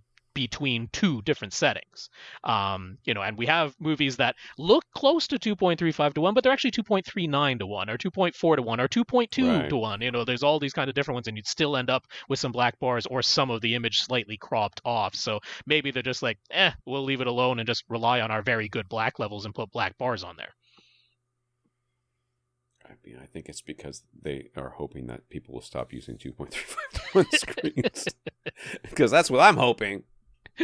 His NX5 has the option to apply digital masking, which will just crop all images with black bars at the top and bottom.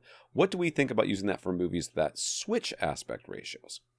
I think that you should get a 16:9 screen and just stop with all this nonsense. But that's what I think. Again, this is one of those, and I do not. I want you to know I am not, Joe, in any way saying that or making any sort of value judgments about you. I'm not giving you a hard time or anything. I'm just talking about in general. Somebody has purchased something and they're like, okay, I've purchased this thing. I loved it. I love it. But now I'm realizing it has limitations. What do I do to overcome these limitations? And this is true of many, many things. This is especially true of people who buy entry-level receivers and they realize that it doesn't do all the things that they thought receivers do. And that's because they didn't buy a receiver that could do those things because they tried to buy the cheapest one on the market. This is not the same case here. But you are running into the limitations of your screen and you're wondering how you can get around the limitations. And sure, there's ways of doing it. You've got lens memory and all this other stuff. But now we're getting into this whole Disney thing of switching aspect ratios, which I think is a great storytelling mechanic. I love it. Well, when I went and saw Black Panther, I didn't see it in IMAX, but for some reason, I did go to a large format screen, and they were showing it in the digital IMAX ratio, the 1.9 to 1 ratio. Now, I know there's a 2.39 to 1 version of Black Panther, but the one I was watching was the 1.9 ratio on there, 1.9 to 1. That was meant for IMAX, but for some reason that was the version they were showing on this large screen format too. So 1.9 to 1, well, that's wider than 16:9, but it's narrower than 2.35. So how is that going to fit in, right? Well, what we're getting on our discs, what we're getting from any of the streaming services, what we're even getting from Kaleidoscape is a 16:9 file. Like the aspect ratio of the file that's coming from any of the sources we have at home is 16:9. If it's a different aspect ratio, if it's a wider aspect ratio, there are black bars on the top and bottom of the source, right on the disc itself, right from the Kaleidoscape itself, right from the streaming service itself. There are black bars included in the signal. So if we just hate black bars, well, I'm sorry, we're gonna have them. We're getting a whole plethora of different aspect ratios now, and there's either going to be black bars on the left and right sometimes, or there's going to be black bars at the top and bottom sometimes. If you want to just be like, I just want everything always to be the same aspect ratio, yeah, you can use digital blanking like this. You can just use physical masking, just have the projector throwing its light wherever it goes, and then you just black mask physically around it, or use this digital masking. That's fine, but of course, it means some of the image that you were meant to see is gone now. You can't see it. And it's not quite as simple as, well, I'm going to take this Christopher Nolan film that switches back and forth between IMAX ratio and, wider than cinema. He'll do like a 2.7 to 1 aspect ratio, an ultra wide. And it's like, it's not just that you can crop off the IMAX, keep the same width, and that's going to look all right. That wasn't necessarily the version you saw when you went to a regular cinema, not, versus an IMAX cinema, because sometimes it's almost like a vertical pan and scan a little bit, right? Like they moved the entire image down so you could still see the top of someone's head rather than chopping them off at the eyebrows, or they moved it up so you could still see their mouth instead of chopping them off at the nose, right? Like it's not quite as simple as just masking off the top and bottom, and the framing is still going to be correct for the CinemaScope aspect version of it, which, almost certainly existed for other theaters. So I'm not a big fan of digital masking. I think you're going to wind up with some weird framing sometimes if you do that on taller content. Our solution is all of our sources are coming in 16:9. Yep, a lot of them have black bars at the top and bottom, but when they don't, you still get to see the whole image if you have a 16:9 screen. Yeah. So I guess what I'm saying, to finish my point here, is you're trying to find a solution for the problem that you have, which is that your product isn't doing what you want it to do. In your case, it's the screen is not, you were told that movies were 2.35 to 1. You cared more about movies than TV shows, but now that's no longer the case. Now we're seeing, like Rob is saying, everything coming in 16 by 9, or movies switching back and forth in the middle, which you have experienced as well. So at some point, your aggravation of trying to solve the problem will lead you to saying, I'm just going to get a different screen. I'm going to buy the solution to the problem, which is to get the 16 by 9 screen. And then if you decide to do what Rob has sometimes said, which is, mask off so that the 16 by 9 is smaller than the 2.35 or all that nonsense, you can do all that. Or have a second screen, or just sit in your back row for TV. Right. In your case, you could just buy a 16 by 9 and have it drop down in front and then watch things on that. And then when you want to watch a movie that is 2.35 constantly throughout the entire movie, you can raise your screen and then use the other screen that's in the back for could do that. Those things. But yeah, unfortunately, this is the reality. The reality is that flat screens are 16 by 9. The vast majority of people have a TV and not a projection screen that is a different aspect ratio. So it just makes sense from the studio perspective that everything should be formatted in 16 by 9. And that's just the way it is. That's just the way it is. John, back in 2013, John bought a flagship Sony TV, a 65-inch HX, or HX if you're Rob. Not quite. 950. It has full array local dimming and still delivers a great looking picture. Never had any issues with it. But it's 1080p. It doesn't do HDR. And now that he has an Xbox Series X, he would like to take full advantage of its capabilities. He's thinking it's time for an upgrade. He wants the best TV for gaming, probably another 65-inch, but maybe going up to 75 or 77 inches. Should he get an OLED?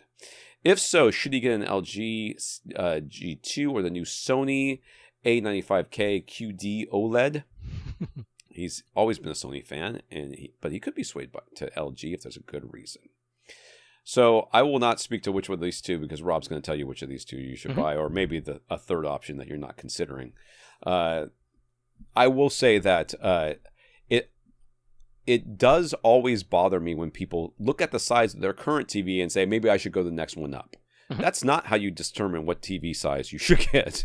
You determine what TV size you should get based on your field of view and not whether or not your next TV is a little bit bigger. Like, you haven't told us how far away you sit from your TV. No, yeah. Right? So should you go up to the 77 or 75 inch? Maybe. Or maybe you should be going to 120 and get a projector because clearly you were sitting very far away from your TV. We don't know. So I don't think that we can very much say what size of the TV you should get. I'm sure Rob's going to have an opinion about one model over the other, but you shouldn't look at the size of your current TV and go up based on that. That's not how TVs work. Although, if you've just always felt that your TV was too small, that's a good enough reason to go. Yes, to a but it's not size. It's not a good enough reason to go just to the next size up. You should go to the correct size, not to the next size. Although that might be tough budget wise, but might be. I'm going to say, from gaming standpoint, if you want the best that your Xbox Series X has to offer, you're going to want to get an LG OLED. They are the only TVs out there at the moment that will let you do Dolby Vision in 4K at 120 hertz with VRR. The Sony's Dolby Vision and 120 hertz are mutually exclusive. They changed the chipset. There's some news that a new chipset is on the horizon for either 2023 or 2024 models, but as of what you can buy right now, those two things are mutually exclusive. The LG OLEDs are the only ones out there doing all the green check marks that the Xbox Series X can potentially deliver. So that would be the reason to do that. They also just look fantastic, and they're a fantastic choice. Do you really need the G2 versus the less expensive C2? The G2, it has the heat sink panel on there that the C2 does not. So I mean, there's some little bit of physical advantage to the G2. It's quite a bit more money if you do determine based on field of view, your distance from the screen and how wide you want the screen to be given the distance from eyes to screen. If you determine that you need the larger size and the C2 lets you afford the larger size and the G2 doesn't, then I would definitely go with the C2 because there's not a tremendous difference between the C2 and the G2. The G2 is able to get a little bit brighter in HDR because it has that heat sink. Some will argue it's that little bit safer for gaming because if you just blast 2% as bright as it can possibly be white window on there for a few minutes and then you turn it off, then you'll see that glow, that little bit of afterglow, goes away quicker on the G2 because it's got the heat sink. So, some will say that's better in terms of not having to worry about any sort of burn-in from gaming on it for long periods of time. So the arguments are there, but I would go in favor of, if the C2 lets you get the bigger size and you want the bigger size at an affordable price and the G2 is out of your budget range, well then go ahead and get the C2. But regardless, it's going to be an LG OLED. All right. Would there be any downside in terms of gaming and going to the larger 77-inch side? Again, we're going to talk about field of view slightly here, and what I'm going to talk about is motion sickness. Sure. so there is a vast difference in gaming, especially first-person gaming, with a very large screen versus watching a movie on a very large screen. Mm-hmm. When you sit too close to a very large movie, it can be fine. A very large screen and watch a movie. You can be fine, or it can be if it's a high action movie, it can be a little nauseating. Yeah, tough to watch. Yeah. First person shooters in particular will absolutely make you puke. Will just absolutely make you puke. If you're prone to it at all, yeah, good. Yeah. So, for example, Clint, who I have often derided on this podcast as having a screen that's far too big, he knows it. He knows it's too big. I know it's too big. Everyone knows it's too big. It's ridiculous. And when we would play a game together, I would have to call him and let him know that we were gaming that night. Or we would talk about whether or not we were going to game that night. And if we decided to game, he would take Dramamine because he would get sick constantly during that. I mean, it wasn't like he was puking in the bucket and just power through. He would just say, I got to go. I can't play this game anymore because it's making me sick. So yes, field of view in particular here may be that you get a screen that's as big as you can stand for gaming, but maybe it could be bigger for movies. But that's another thing you're going to consider when you go to. So again, you haven't told us how far away you sit, so I don't know if 77 inches is too big or not. But that I don't think as far as performance of the panel for games, the 77 versus 65 versus whatever. Some of this in LCD TVs amongst the exact same model series, sometimes the larger panels will be a different panel technology than the smaller sizes. That is true in LCD. I think that's where this is coming from. In OLED, it's not the case. So in OLED, there's no technical reason that the 77-inch would perform any differently from the 65-inch. So in terms of that, I can see where he was coming from because LCDs, it's sometimes true. Particularly the 85-inch size is often like a different panel entirely than all the smaller sizes when it comes to LCDs. But for OLEDs, that's not the case. So yeah, it's strictly going to be about field of view, but technically the 77-inch would be totally fine for gaming. All right. He currently has a 30-foot HDMI cable inside his walls. It's definitely not ultra high-speed certified. What we'd recommend is a replacement. You're going to need, for 30 feet, you're going to need an active cable, usually fiber optic. Yeah, the ultra high speed ones are fiber optic. Thankfully, there is full certification for ultra high speed fiber optic HDMI cables. Now, the ones that Monoprice sells that are certified are not in-wall rated.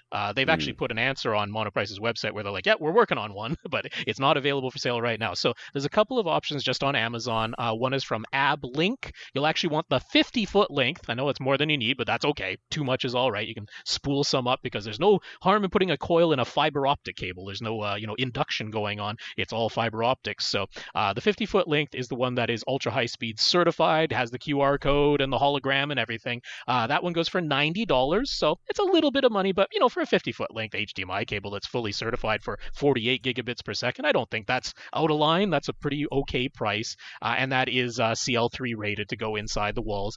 There's another one from Maxonar, which is the same thing, 50 feet long, fully certified, but it goes for $160. So given that they're both fully certified, I'm not seeing much reason to pay almost double the price for the Maxonar. I'd go ahead and get the ABLink one. We'll have a link for it in our show notes.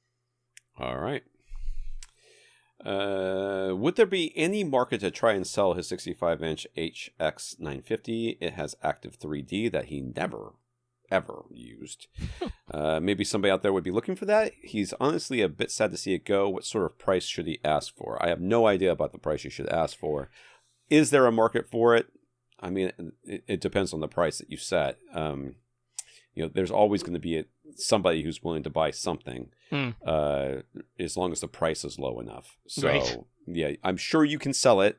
I'm sure you will not get as much money for it as you want to get for it. No, if you valued it, I'm almost certain for HD only, non-HDR, it's not 4K, it's not HDR. There's a very small number of people who are going to care about 3D, and the ones who did would probably look for one that's passive 3D rather than active, because passive had the best, performance. So I don't really know what I would price this for. I don't know. I'd maybe just, put an ad in Craigslist or Videogone in particularly. Videogone, Audiogone might be a good place. The AVS forum classifieds, just throw it on there, and I don't know, $400 or best offer, something in that range. I'm thinking that I always undervalue things, but that's kind of where I would start.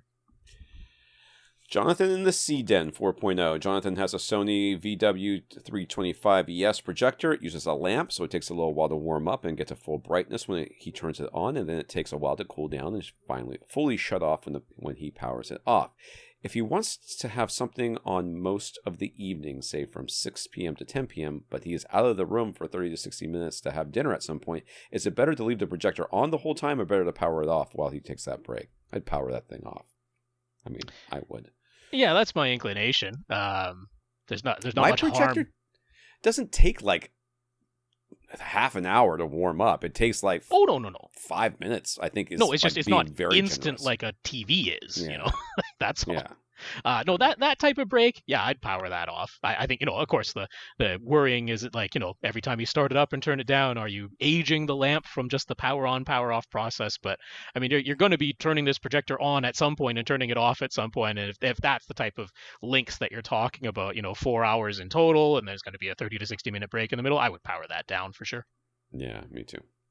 Dazz is still using his Ascend CMT340 SE version 1 speakers for the time being. His room is fairly narrow at 13.5 feet. And with his large projection screen on the front wall, his front left and right speakers are nearly in the front two corners. He measured, and the tweeters are pretty much exactly 12 feet apart. His front row is a pair of theater recliners positioned 9 feet from the screen. The armrest in between the two seats would actually be the ideal sweet spot. He's been reading up on Dolby speaker placement guidelines, not just looking at their diagrams. Thank God. And he is also trying to follow Ascend's placement advice from their manual. I haven't seen one of their manuals, but I usually don't trust them. By his calculations, his front left and right speakers are a bit too wide apart, and if you were strictly trying to follow Dolby, his front speakers are too wide apart if you were strictly trying to follow Dolby, but practically speaking, there's nowhere else for them to go. So now he's trying to do the best he can with toe-in. Ascend recommends not being bang-on axis to the speakers. Instead, they say to aim them for being plus or minus 15 degree off axis. He previously had them only slightly toed in, maybe about 10 degrees as compared to pointing them straight ahead from the front wall. So he tried toeing them in more heavily, about 30 degrees. That still wouldn't get him to 15 degrees off axis at the armrest sweet spot, but it's about right for the left seat to the front left speaker and the right seat to the front right speaker. He also has his back row of seats, and the whole family does watch together, so he still wants the back row to get a good experience too. The heavier toe-in did seem to improve his perception of left to right panning, but how does he determine when he has it exactly right?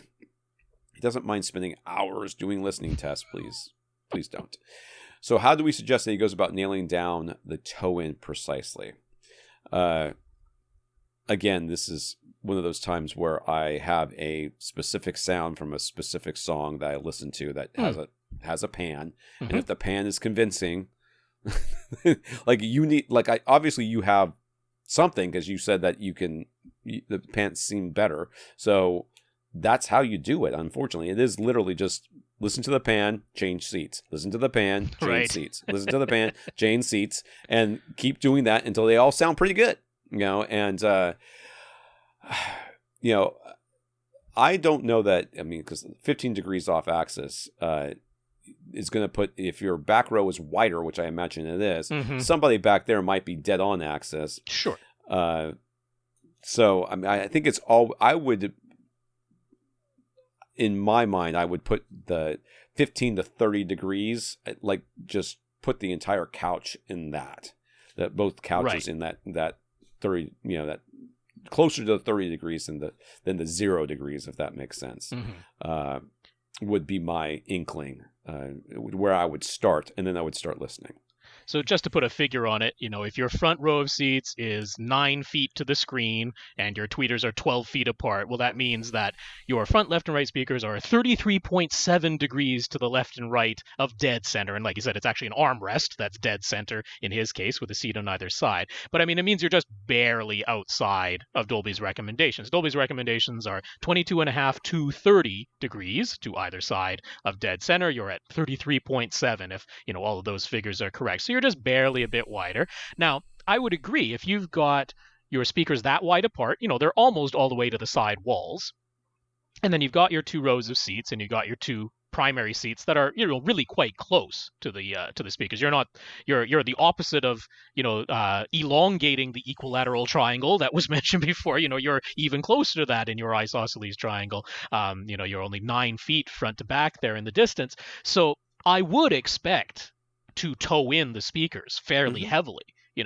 Even with very wide, even dispersion speakers like your Ascend CMT340 SEs, in this setup, I wouldn't have them, firing straight forward down along parallel to your side walls, because now the seat that's on the far right from that, from the front left speaker to the far right seat, that's going to be a really wide angle if they were aimed straight forward. And even, 10 degrees towed in, I would, estimate that far right seat is going to be, beyond 60 degrees off axis, the far right seat to the front left speaker. That's wider than I would aim for. So I think what you've settled on here mathematically makes a lot of sense.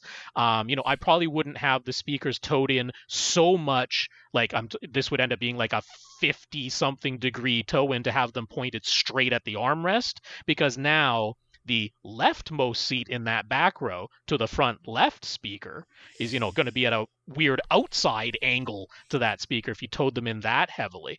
I still come back to my original approach. I use pink noise. I don't use content. I use pink noise when I'm trying to determine the tow in of my speakers. And I start by getting right up close to the speaker itself. And so that I'm using just pink noise. You can just use the level test tone that your AV receiver generates for any given speaker. Get right up close to it, and I determine by being right up close to it and moving myself relative to the speaker, the cone of dispersion. And it's not difficult to tell with pink noise. You can hear when the timbre of that pink noise changes once you get a certain, quite off axis to the speaker in the case of the Ascends. And once I have a good idea of what that cone of dispersion is, I mean, I essentially just eyeball it from there, get behind the speaker. Now I know what that cone of dispersion is, and I just try to have all of my seats that I care about within that cone. Mathematically, I think it's going to be something right around a 30-degree tow-in that we're talking about when we do that here, so that the leftmost seat in the back row, is actually going to be to the outside dispersion angle of the front left speaker. It's not going to be that the speaker was like aiming down the wall and everybody's on the inside angle. That seat's going to be on the outside angle of the speaker. There is going to be somewhere on that back couch that's bang on axis. That's just going to happen. But everybody's going to be within the cone of dispersion of each of the speakers, and you are going to end up with a fairly heavy tow in. So then, I'll just use a pink noise that pans between channels, and I'll use that sit in every seat and just make sure that panning effect is working for every seat that I care about. So it's pretty dull, my approach, but it takes away anything that's going to be like a variable in the content itself. I just rely on plain old pink noise. Yeah, I mean, you can make the argument too that if the front row of seats is the important row, just make sure that row sounds good and just don't worry about the rest of it. You can make that argument as well. Yeah, just remember when you start changing that toe in, your first reflection point on the side wall also changes. So I know that you have a lot of acoustic panels, if I remember correctly. So you may have to move an acoustic panel to catch that first reflection again once you decide on the toe. It's often actually like the second reflection off of the far wall that changes the most. Yeah.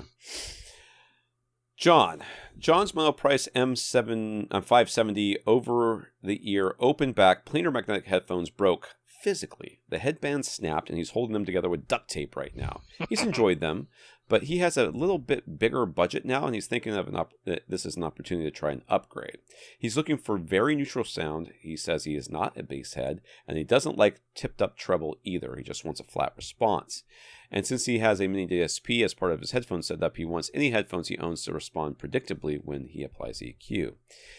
He's considering the mono-price monolith M1070 or M1070C in either open back or closed back model, and he's considering a couple of options from Massdrop, either the Bayer Dynamic DT177X or the Hi-Fi Man HD5XX planar magnetics. Do we have any strong leanings towards any of those that he's looking for? I think that I reviewed those mono prices, didn't I? I'm not sure if it was that exact model. While you're looking that up, my leaning is the Hi-Fi Mans. I can tell you that right away. If it were me, I'd be leaning towards the Hi-Fi Man. So I don't know if that is any help to you there. But I mean, if you like the planar magnetic sound that you're already coming from, you're sticking with planar magnetics with those Hi-Fi Man HD5XX. I very much like the sound of almost all the Hi-Fi Mans I've ever listened to. They don't tend to go for tipped up bass. They definitely have extended treble, but it is the sort that if it's a little bit too much or not quite enough for your preference, they do respond well to EQ for sure. So that's the way I'm just leaning my inclination right off the bat. And then, yeah, what did you say about the monoprice monolith? Yeah, I did reviews of 1070s, okay. The open back version. Okay. So I'm just looking over because I remember comparing them to the Oppos. Right. They were good. I don't think they're the most expensive headphones on the market. I think they're actually quite $300 range, right around there. I will say, if you're not a bass head, I would definitely lead open back. You know, if you're talking for more critical listening, flat neutral response, sounding less fully inside your head, there's not much reason to go closed back here. So I would definitely opt for open back. So my my overall impression of these is that they're kind of what you want as far as the monoprice goes. They don't have like an overblown bass response. They're fairly flat all the way through the frequency response, and I didn't really notice a tipped up high end on these. So they should be along the lines of something that you're looking for. Okay. I remember feeling like they weren't the most comfortable headphones I've ever worn. Like they were a little bit too tight for me. Now there were ear cups. There were two different ear cups. There was like a leather and like a velvet ear cup, and you were supposed to be able to switch them. But for the life of me, I could not switch them. Right. I tried to get the other ones off, to get the pleather ones off, which were very, very thick. And the velvet ones were quite a bit thinner, so I thought, okay, these will be more comfortable. And the pleather ones were also very hot, I felt like. So they are supposed to come off. I'm not breaking a pair of review headphones, which I am sending back, just to get these stupid ear cups off. So, and if they were my personal headphones, I probably would be also reluctant to try to get because I was like my next step is to get a screwdriver and start going at these things, and I didn't want to do that. So that would be my one concern with these particular headphones. I think they're going to have the sound and that you want, and they should be price wise they're not that bad, but I would probably lean towards the Hi-Fi Man ones as well. Honestly, if it were me, if I were shopping, that's what I would do.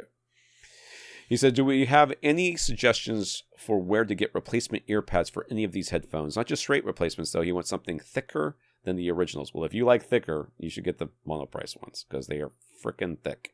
They're really like ridiculously Those would be the originals, though, yeah. No. This isn't one I have a good suggestion for. I'm not so much into the headphone game that I'm into any of the sort of aftermarket modding side of things. So I wouldn't be the person to ask on this, unfortunately. Sorry? Etsy? I might look at Etsy and see if they've got something there. There's lots of people who do one-off stuff there that you can say, hey, this is what I want. This is the headphone that I want it for, and this is how thick I want it to be, and what covering I want, and this is the inside of it I want to be, and they will probably make you something. Would be my first go-to, would be something like that, or eBay. But yeah, I mean, if some of our listeners are very much into the headphone game and aftermarket modding them with stuff like this, and a site that's or just a person who's good to go to specifically for replacement ear cups, well then please let us know. Then we'll forward it on to John if we get a suggestion there. But unfortunately, I don't have a good place that I feel confident pointing you to. Peter in Sweden. A few weeks ago, we discussed Peter's home theater setup. It's open on the left side, and he has used motorized curtains so they can black out the space for his projection setup. And he's got some cute little LEDs, too. Yep. We immediately noticed his pair of SVS SB2000 subs are both at the front of his setup and serving as stands for his front, left, and right speakers. We commented about taking his entire open space into consideration. As far as the bass goes, I do remember this, and we suggested it might be better to put both those subs over to the left side of his home theater, one at the front, one at the back of the theater area, not the front and the back, whatever. Holy crap. It's bigger than I thought. So he's now shared some pictures with us of the rest of the space. Yes. And it is quite big. Yeah. I mean, there is a door blocking off the bedroom. So, I mean, you essentially got like living room space that's right over to the exterior side of the whole thing. It's almost like a bit of a row, at least this floor that is being shown. To the left of that, I mean, there's the fireplace to the left of the home theater area. So I guess that's all sort of living space. Although that's, closer to the kitchen, so maybe that's the dining room. I'm not sure exactly how that goes, but this whole thing is open to a hallway and kitchen, and then it's really just the bedroom that's closed off from the rest of this space. So there is, just to put it in, outright terms, there is more air volume to the left of the home theater area than there is in the home theater area itself. So, well, as it turns out, he had forgotten to mention that he actually has a third subwoofer. It's tucked away behind his couch on the back wall, and the two subs at the front are connected via Y-splitter and acting as a single sub together. However, the third sub is smaller than this pair of SVS SB2000s. Nevertheless, after running Anthem Arc Genesis, this 3 subwoofer setup seems to deliver even bass response across his seats. So he feels it has been working well. Yeah, but don't change anything. That said, he's always willing to learn and experience different configuration. He's willing to change his setup. Would it be worth his while to try both subwoofers over to the left suggestion? How vital is it for them to be exactly opposite each other on the front and back walls? It's not vital at all because it's not in the middle of the space. They actually need to be, I don't even know. I mean, this would be unpredictable because you've got this irregular shape going into hallway. There's like a cutout for where there's a water closet, just a toilet and sink area, but that's closed off, and then into the kitchen, and I mean the sound all going around in the kitchen there. So this has become we can't predict what's actually going to happen. We can't actually predict what is going to be the very best placement for dual subwoofers in this space. So given all of that, I mean, if you've already done the trials, you've set up 3 subwoofers in this space, 2 at the front of the room, 1 at the back, but acting as duals, run Anthem Arc Genesis, and you've sat in all the seats of your couch that you care about, and you've played bass sweeps, and you're like, you know what, sounds pretty good in all of these seats. There's no one seat that I care about that's way worse than the others. I would at that point say don't mess with it, because could you take a whole bunch of painstaking, tedious measurements and possibly see even more uniform response across 3 seats of your couch? I mean, this is a possibility. I'm not going to say this is impossible to happen if you went through that level of tedium and cared more about what it looks like on a graph than how it actually sounds to your ears. I'm not going to say that you've definitely 100% optimized this as far as it could possibly be, but if your experience is, I can play bass sweeps in any of the seats I care about on this couch, and it sounds pretty darn even and linear to me, then I would leave well enough alone. We're not going to be the people who stamp our feet and say, well, our first prediction based off of limited information where we didn't know what the left side of your room beyond your curtain looked like, but we're like, if it's about the same amount of air volume to your left as there is in your home theater area, having both subs on the left side of the home theater area, front and back, that might work out better mathematically. Well, we were wrong. we were wrong because we were missing some information about the left side of your room. We were just guessing what was on the other side of that because there was no pictures of that. That's right. Time. Now there is. Now we have a diagram and we've got some pictures going over there. It's like, no, now it's just become unpredictable. I wouldn't even suggest that that's what you would want to do with dual subs. So I think you're probably in this instance better off leaving well enough alone. And let me just say, as an aside, and this is not directed specifically at you, Peter, when people say, I've done the test and it sounds pretty good to me, no, you haven't. No. Maybe he has. I mean, maybe you have. I'm given saying what he's done in general, his theater, people say these things, and what they mean is, I watch stuff all the time and the bass sounds great. Right. And that's what they mean. Yeah. That is not the test. That is not how you test bass. Testing bass is not, I played a movie and it didn't sound bad. Sure. First of all, it might have sounded bad. How would you know? Yeah. You don't know. You don't know how it sounds. You know that some of the frequencies were canceled out. How would you know they're missing? Yes. And I wrote an article recently. I think I published it. I don't remember anymore. And it's basically like, why did I spend all this time killing my bass basically in my room in order to just EQ it? Why did I do all this stuff? Why am I absorbing all this bass? So, you can't, it's very hard to know what you don't know unless you do the actual test, and that involves listening to sweeps and taking some measurements, and even without taking measurements, listening to sweeps is something no one does. And I do.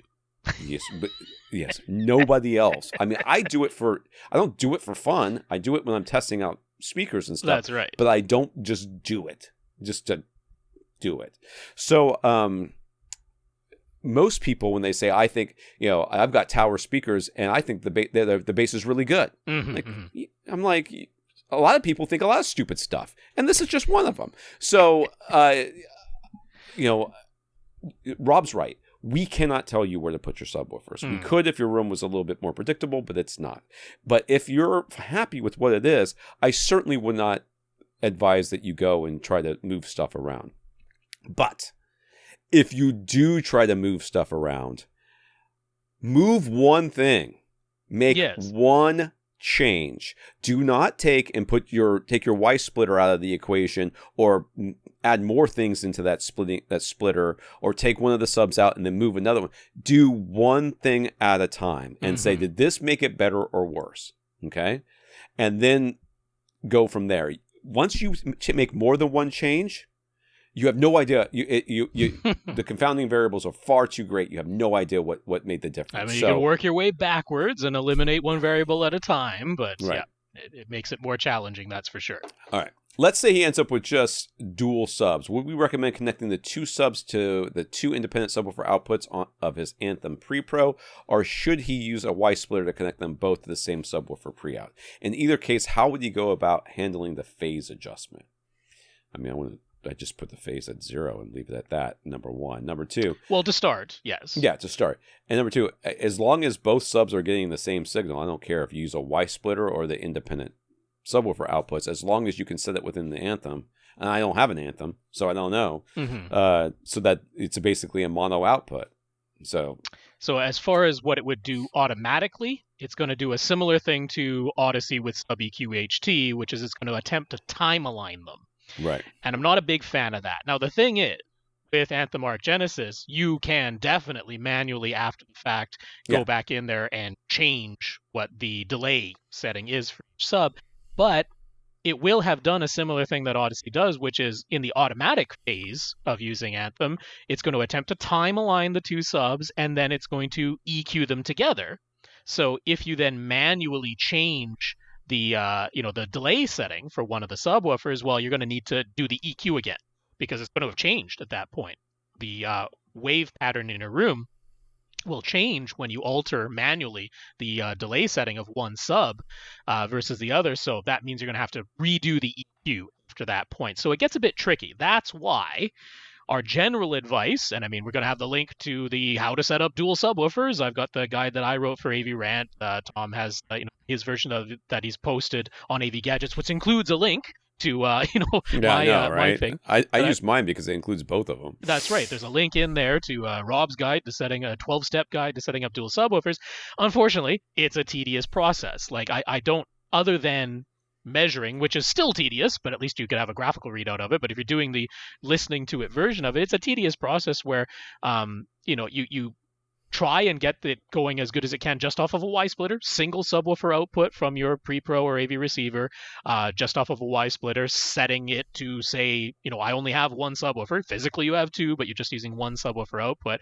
And then once you've got things as good as you can with just the phase of both of them set to 0, you adjust the phase on the subwoofer itself rather than relying on the processing inside of your AV receiver or pre-pro. You adjust the phase on one of the subwoofers themselves, and it's just tedious. It's little by little listening in all the seats to bass sweeps playing on repeat over and over and over again until you drive yourself mad.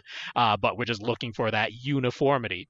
And once you get it pretty good, stop.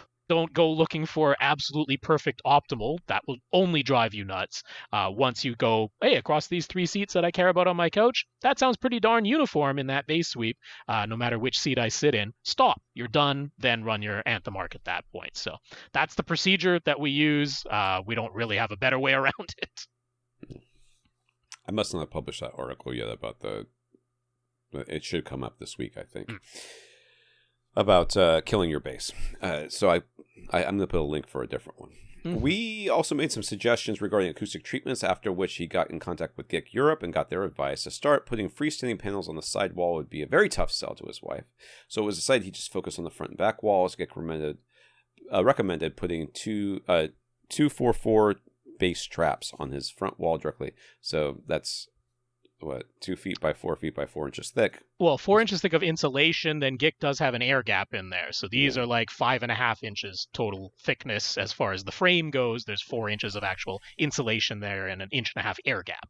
Yeah, that's on his front wall directly behind his front speakers. They said would help with speaker boundary reflections and tighten the bass response overall down to about 100 hertz. They suggested 242 panels on the back wall directly behind the listeners' heads. They said it would help with the direct reflections and dialogue intelligibility. I agree with that one. Mm-hmm. I'm not so sure I agree with the other one all that much. I don't disagree. I mean, I just don't think it's going to make...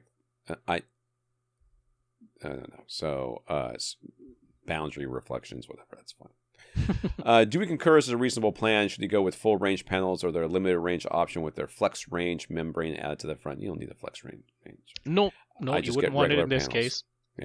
Yeah, the flex range membrane, what that basically does is turn the front face of any of these panels just back into a reflector. And then the membrane limits the range over which the panel is effective just mostly to the lower mid-range and the bass. So that's something that's typically more useful towards the rear of your room. It's sometimes useful if you're doing like a baffle wall installation and you want to have that front portion reflective. Sometimes if you're doing your sidewall reflections and you just don't want to damp the treble as much, then your options are either to do a scatter plate, so that is diffusion, or use this flex range membrane on the front portion of the panel so that you get more reflection of the high frequencies versus the low. But in your instance, you're really just looking to cut down on reflections overall across the entire range. Thankfully, going with the full range option is the less expensive option, so there's no financial reason not to do it. I would absolutely go full range. I agree with this plan. I mean, yes, I would love to have some treatment on what is your right side, because your left side is open. I would love to have some treatment on the right side, but I understand. I always say, gotta live in the real world. That's just not going to fly with your wife. That's fine. We'll put that aside. You've got your curtains there, so visually it's blocked off. You're not actually having the light coming in from there.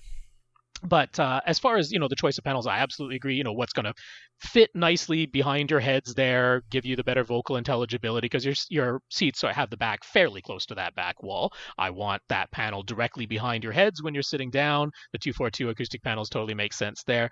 I think that, yes, having the bass traps up front is fine, because you've got enough space from the back of your front speakers to the physical front wall that you're a little bit into that no man's land of when you do have the speaker boundary reinforcement, it is at a lower frequency.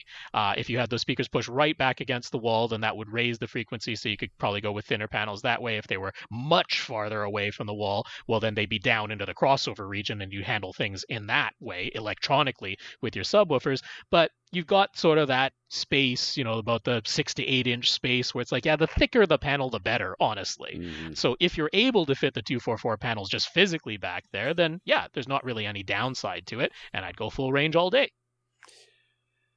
Just remember when I said earlier, change one thing. This is the one thing you're changing. Like, before you move any subs around. Yeah, before you move any subs around. Because these treatments are going to be there regardless. Yeah. Yeah. Put the treatments up, then listen to the sweeps, then move the subs, then listen to the sweeps, and see if it makes a difference. What about stepping up to Gick's monster bass traps? So those are almost 8 inches thick on his front wall behind the center and directly behind the subwoofers. I don't like this. Physically, it's going to be a challenge. I got to tell you, those monster bass traps, that they named them appropriately. They're monsters. Yeah, I don't really like just physically using them.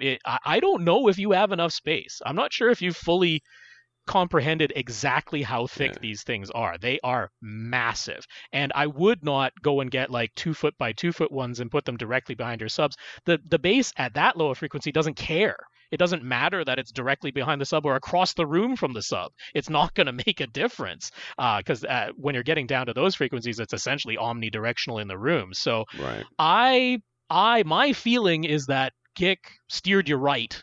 I like the plan that they've laid out, the diagrams that you've shown. I would maybe try to have a little bit more of that back wall covered, because he's basically just put a single 2 foot by 4 foot horizontally behind the head. So he's only got 4 feet wide going across there, and his couch is wider than that. So if you're able to, maybe get 3 2 foot by 2 foot 242 panels, so that you're covering 6 feet going across. And I think that would just visually line up more with the pictures that you've got there, but that's a very minor adjustment we're talking about.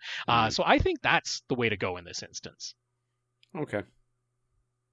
That's it. All right. Yeah, that's it. So there's that's no it. way they're doing this. We could skip down to RAF if you want to at 13. We're not gonna. We're not gonna. Well, I already scrolled up to the top. That. So who's left?